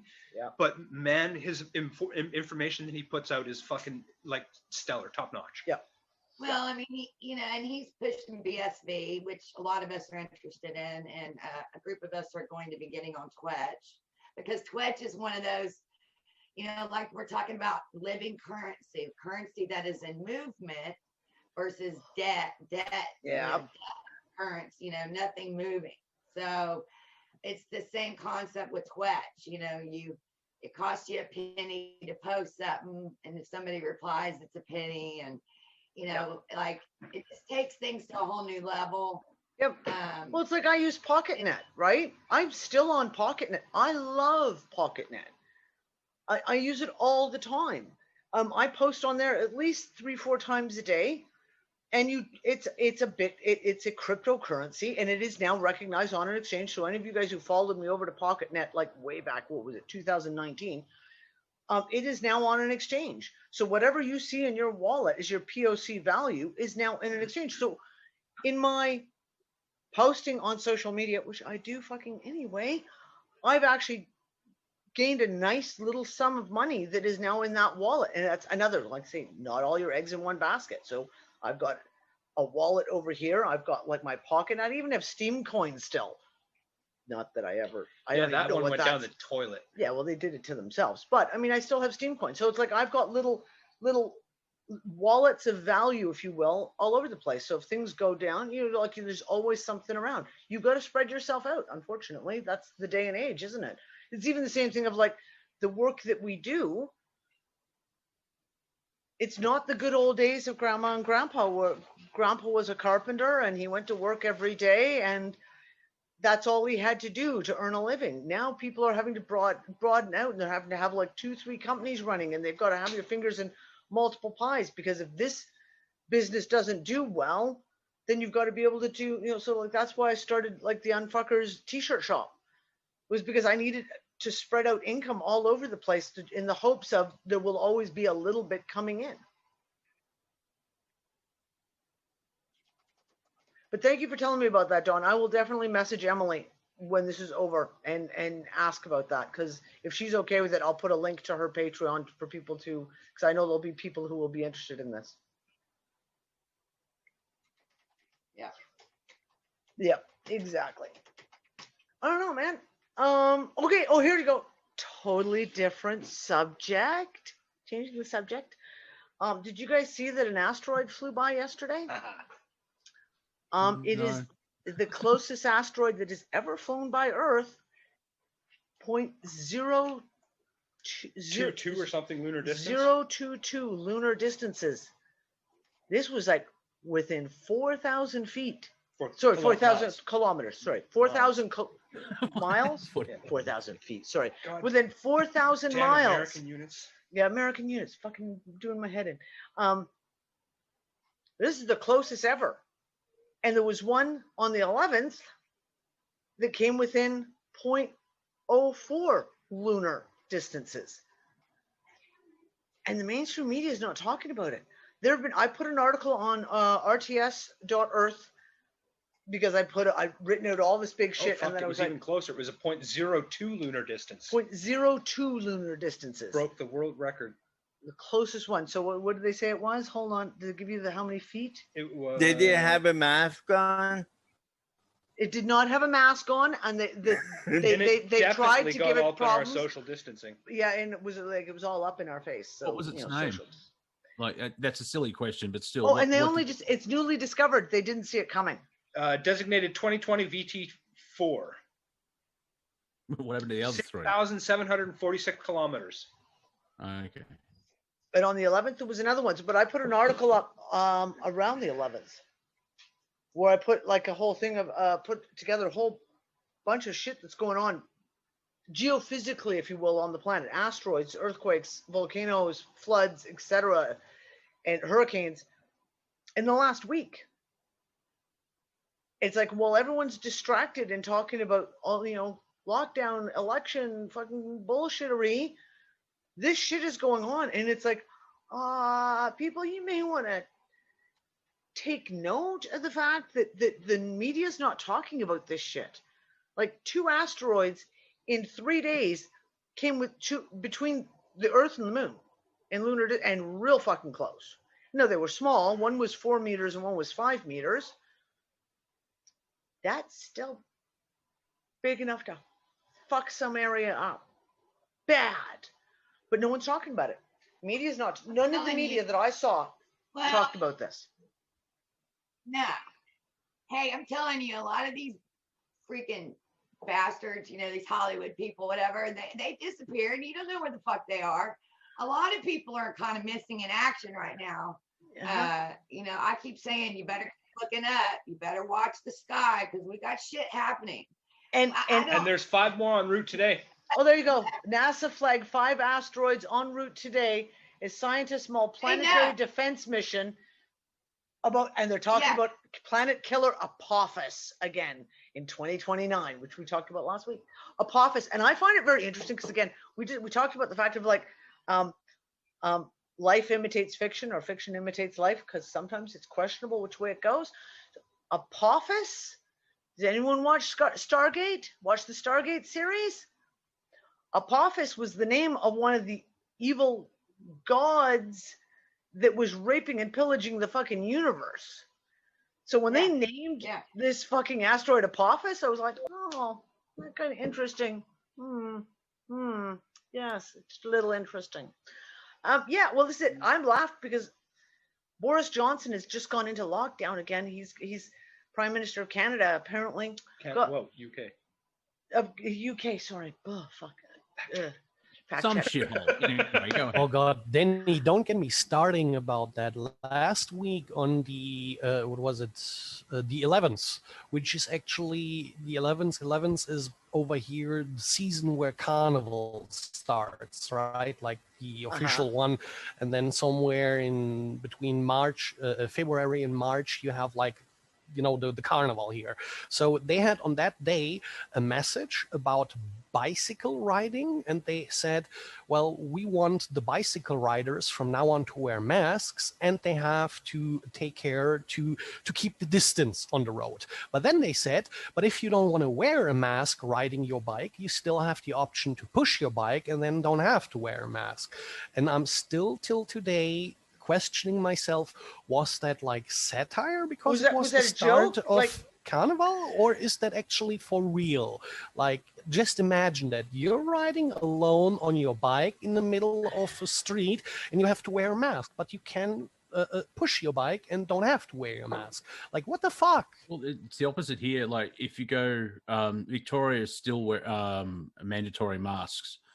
And they're thinking, oh, they may change something on the 23rd, where if you're by yourself, you don't have to wear one. We haven't had any cases or deaths for 17 days. But anyway, if you're riding a bike, you don't have to wear a mask, which makes sense because you've got to breathe. But if you're walking, you have to wear a mask. People can run without their masks, but they should have it with them so they can actually... If you stop to tie your shoes, you have to put on your mask? Yeah, basically. Like, I mean, America's worse, where like you have to wear a mask. Yeah, you can walk to the restaurant, put the mask on to walk to your table, and then take it off if you sit down. Yeah, I know. England too. And there was a video that went around of this mom that her kid passed out in PE, her little child, and she just went the fuck off, dude. I mean, she was like, "This is bullshit." I mean, it was awesome. Like, they're making these little kids run outside in masks. I mean, this is insane. How many people are getting sick from wearing the masks? 5 days. Those surgical masks, if you touch it once, you have to replace it because you're soiled. There's no words for the stupidity. And this is the shit every time they come out with another new thing. Like this bit with the fucking health minister of Canada, who's such a fucking twat and so stupid. And like, you can use a piece of paper towel as a filter inside your mask. No, you can't. No, you can't. And a piece of paper towel isn't going to do fucking jack shit. You can, like, sorry, bossy, like you've got to wear a mask to ride your bike, and you've got to do social distancing because you don't do that when you're riding a fucking bike on the street. Exactly. But if you push your bike, you don't have to wear a mask. They mock us. They do. Dawn, it has to be a joke to them. I swear, this can't be real. It has to be them taking the piss. It is so hard. I mean, being a comedian, it's so hard to try and figure out what is satire and parody anymore, because we want this. It's like, how many times on Twitter or social media is this a parody account? Doesn't matter. It's the all health a department. fucking joke. Yeah, exactly. Like, you just. At the end of the day, they fear us. They fear us. And always keep that in mind, because we are authentic and they are not. This is why they do. We all got to stop acting like a bunch of cats. No, we got to get up off our fucking knees. I've been saying this. We can't do this. If we allow this is on us. Yeah, but try and have a conversation with someone, as we said at the start of the show. I know a lot of Democrats that didn't vote Democratic this time. Yeah. Oh yeah. Oh yeah.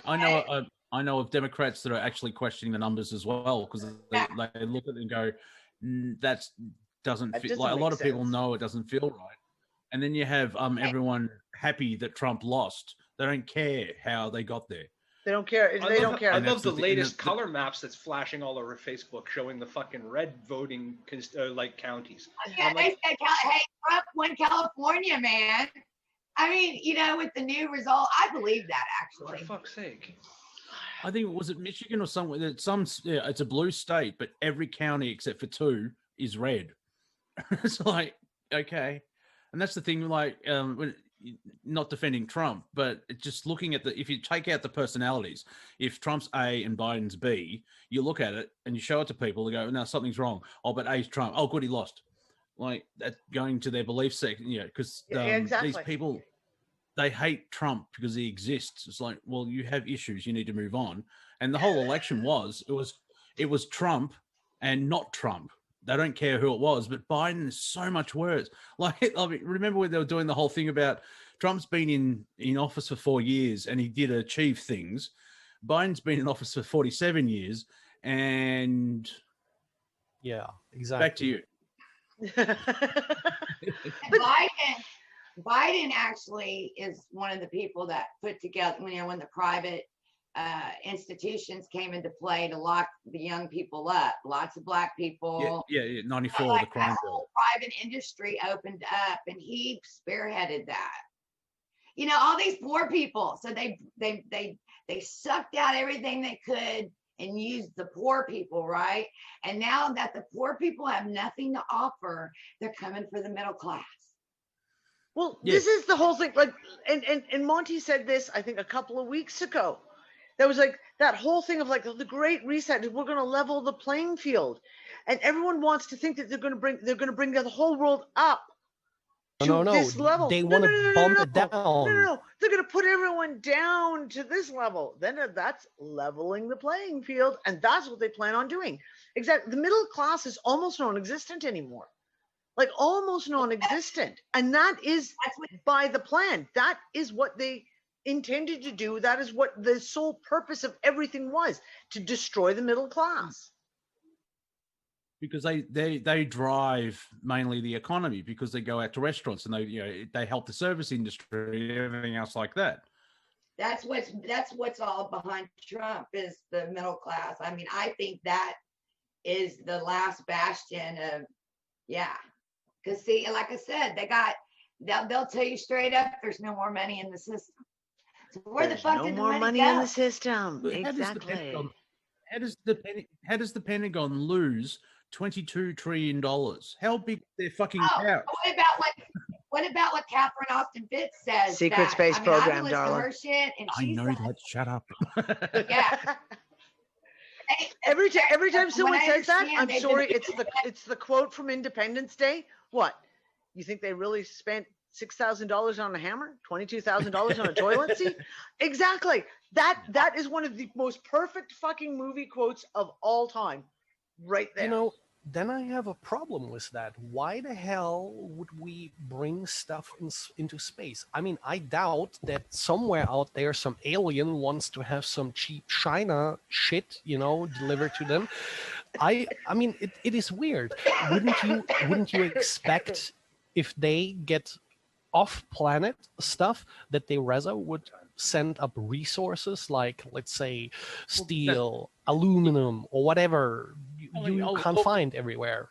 Talk to Darth Cheney and Mars, because and there's bases all through the solar system, and that has to pay for money. Or you need money to pay for that shit as well. But still, even like the Federal Reserve Bank, where like that scam's been going on for a century. I'm upset that Ron Paul retired, but he's old and he's done a lot of work. The Federal Reserve's never had an audit in over a century of existence, and it's just that batshit crazy of like, especially when you just simplify it into basic things like that. The Federal Reserve is a private bank, and the U.S. government borrows from them. Have we looked at the books? No. Yeah, that just changed though. There's a lot that's happened there, and then with that whole FASB 56, which gives them the ability to move money and not tell anyone. See, most people don't even know about FASB 56. Well, Pelosi and Trump and both sides went in a room and signed off on this shit. So this happened like 2 or 3 years ago, and nobody talks about that. Well, I'm telling you, Israel. Most people are stuck on the mainstream media, as the elections pointed out, because like the CNN, Biden is the president, and 50% have gone, yes, we've won, everything's going to get better. That's not how reality works. He's not going to be a savior, and if he is, dear God, what is the prime creator thinking? This is one of those examples where history comes back to repeat itself, though, right? Danny and I were talking about this yesterday morning, and talking about how we watched the USSR fall apart, right? And it went from Yeltsin and that paranoid fucking rhetoric of building up their arms and the fucking increase in the Cold War, and then fucking Gorbachev came on, and he basically got to be the guy sitting on the seat as the USSR dissolved and rode it into the ground. And I think that's basically what's going on in the States.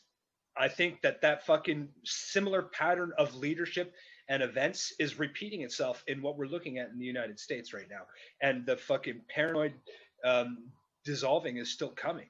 And then obviously you had Putin come in, and Danny and I really disagree on Putin in certain ways. I don't think he's a fucking good person, and but he is and has been the fucking soul of reason as far as like international policy goes.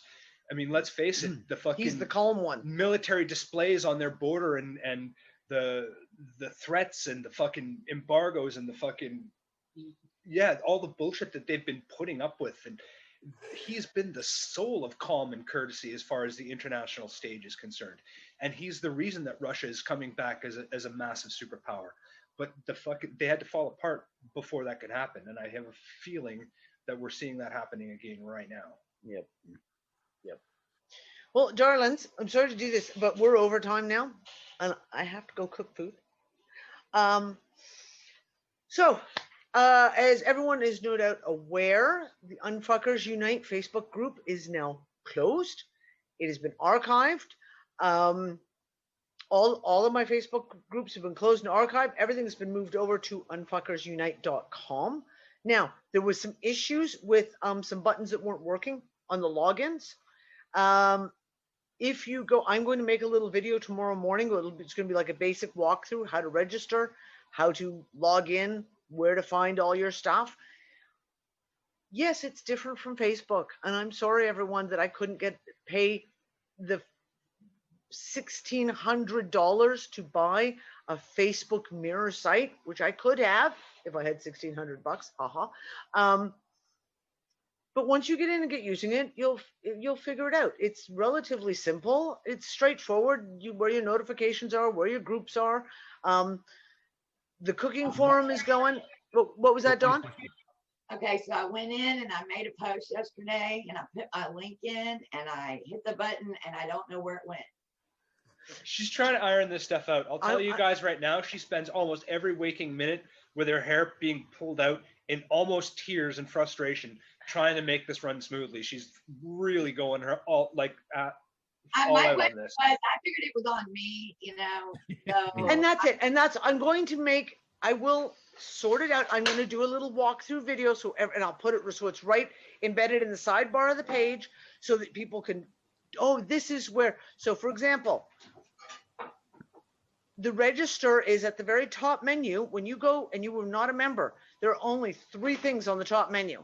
The first one says home, and there's a drop down.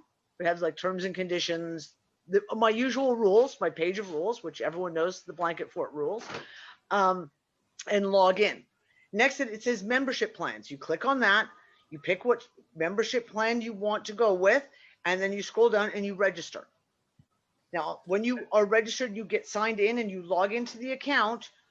Go to all the menu will open up at the top. Once you're logged in, there's all kinds of stuff at the top menu. Go to the UU community page, as that's kind of like the home page. And from there, you can go everywhere. You can go into the groups, you can go into the forum, you can go into to get anywhere into your profile. All you need to do is click on your little icon that is your avatar picture.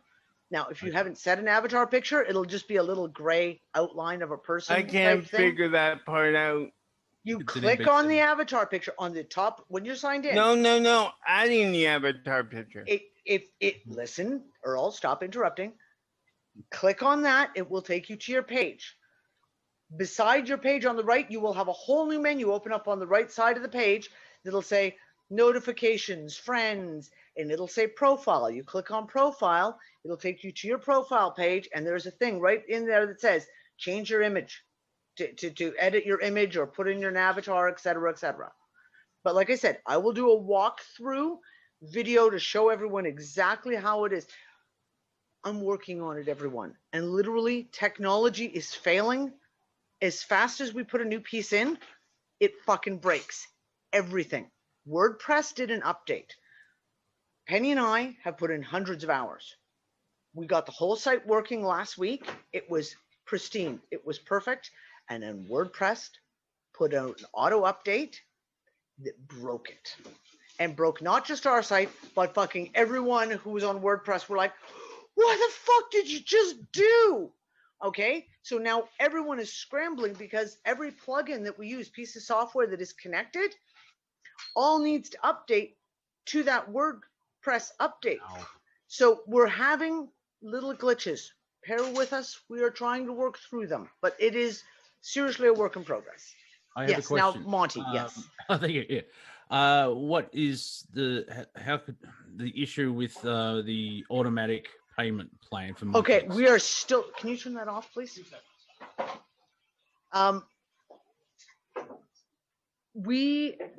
We're still trying to figure that out. Again, Okay. that has happened in the WordPress update, that all the automatic the payments are still coming out automatically. It is, the plugin does not recognize it as automatic and is saying manual. So if you're on a monthly payment and you get to what they consider the end of your month, Yep. it is basically saying it's invalidated. It is still there. It's still fine.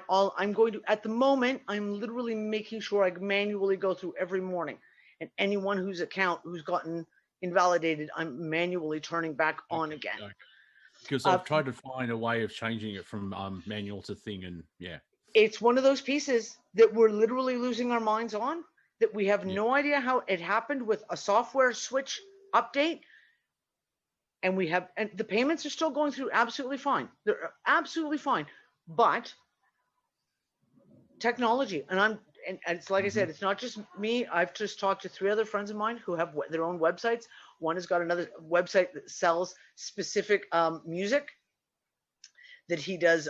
He's a sound engineer, and his entire site shattered on the WordPress update, like shattered. Every piece he has got engineers now rebuilding his website from the ground up because of the update. So like I'm talking to tons of people who are just having so many problems with websites right now. Do you get a notice for account renewal? You shouldn't. If you've set it up under a subscription, it should be just automatically go through. That's the way it should be. And yeah, if you had, yeah, Sony, I can. I do me a favor, Sony, message me. Okay, message me on Zoom after this, just to make sure I've got the right, got your right email address, etc. We've had, when this switchover happened, there's a couple of profiles that fell through the cracks. And they're lost. They're there, but there's absolutely nothing we can do with them. And I've just said to everyone, and Sony, yours may be one of the ones that fell into the cracks. Just we'll delete the profile and you just go in and re-register again and it'll be fine. But just message me on it. One more thing, Danny. Yes, darling. I get the email about, oh, Danny friended you or someone unfriended you, but when you click on the link to go and accept, it does not take you to where it should take you. It's one of the pieces that we're trying to fix, and I'd be fucked if I can figure out why it is doing that. In which case, again, when you sign in, Earl, on the right sidebar, you will have notifications. And it'll have all your notifications. You just click on notifications. It takes you right onto your notifications page, and you can see everything. You'll see anyone who sent you a friend request, anyone who sent you a message, someone who's liked your post, someone who's responded to your post, anything like that. It will all be in your notifications, and it's right there on the right-hand side sidebar. So did you answer my question, Chica? What was your question? Just remind me. Where did my post go? I don't know. I have to go look for it. I'll go look for it and I'll find out. You may have, did you post it on your wall? On your activity wall? Or did you post it in the Unfuckers group? Because there is a group, right? You have to join the group. I don't know. Well, I did join the group. I'm on the groups. I might have posted on my own wall. That's probably what happened. You may have just posted it literally on your own wall. In which case, like I said, when I do the walkthrough, I will show you how you'll be able to see and adjust all of that and know where you're going, et cetera, et cetera. So I actually posted it twice because I thought that it glitched and then it went away again. And I was like, fuck it. God damn it. We'll figure it out, sweetie. We'll figure it out. And for those of it, with their patience. yeah, thank you for your patience, guys. Like literally, I've been pulling my hair out, like unbelievable quantities of handfuls of hair that I've dropped on the floor in the last couple of weeks. If you're into cooking and all that good stuff, the cooking forum is up and running and is doing really, really well. And we have lots and lots of recipes already going in. Thank you, Christy. Thank you, Deb. Lots and lots of recipes going in there. And if you have ideas for other topics within that aspect, like so if you're looking at the cooking forum, send me a message, right? And we'll add it in. And the Unfuckers business forum is not set up yet. I will get to it though, I promise, sometime in the next couple of weeks. Hopefully I'll have enough time to sit down and get that all rebuilt again. But yeah. We have not scheduled the next astrology show yet. We're still scrambling around trying to find dates where it will work for everyone. It'll be December though. It's going to be December. There's no way we can do it before December. So I will let everyone know when that's going to happen. I am also going to restart up the Eurasian UnFuckIt discussion. So once a month, we will go back to having shows that will be in morning time, my time, so that all the Aussies and Europe, etc., can take part, and we can get Ben on the show again. and get Ben back into it because he won't be sleeping. So Good. 20 I past will- 3. yeah, it's 10 past 3 in the morning. He's like, fucking, I'm falling over here. That will start sometime in the next couple of weeks. I will schedule the first one, and it'll be like a Saturday or Sunday morning, my time in Europe, and we'll either do it like the first Sunday of every month, something like that. So everyone will know that week the UnFuckIt discussion is on Eurasian time, not on the regular time. And that's it. That's it. We're only 20 minutes over time. Ha, ha, ha, ha, ha, ha, ha. Okay, guys. I love you, and I will talk to you later. Bye. Isn't the right one? Not too sharp, I got anything left. Look for it at the right time, but it doesn't seem to come. Or do I get distracted?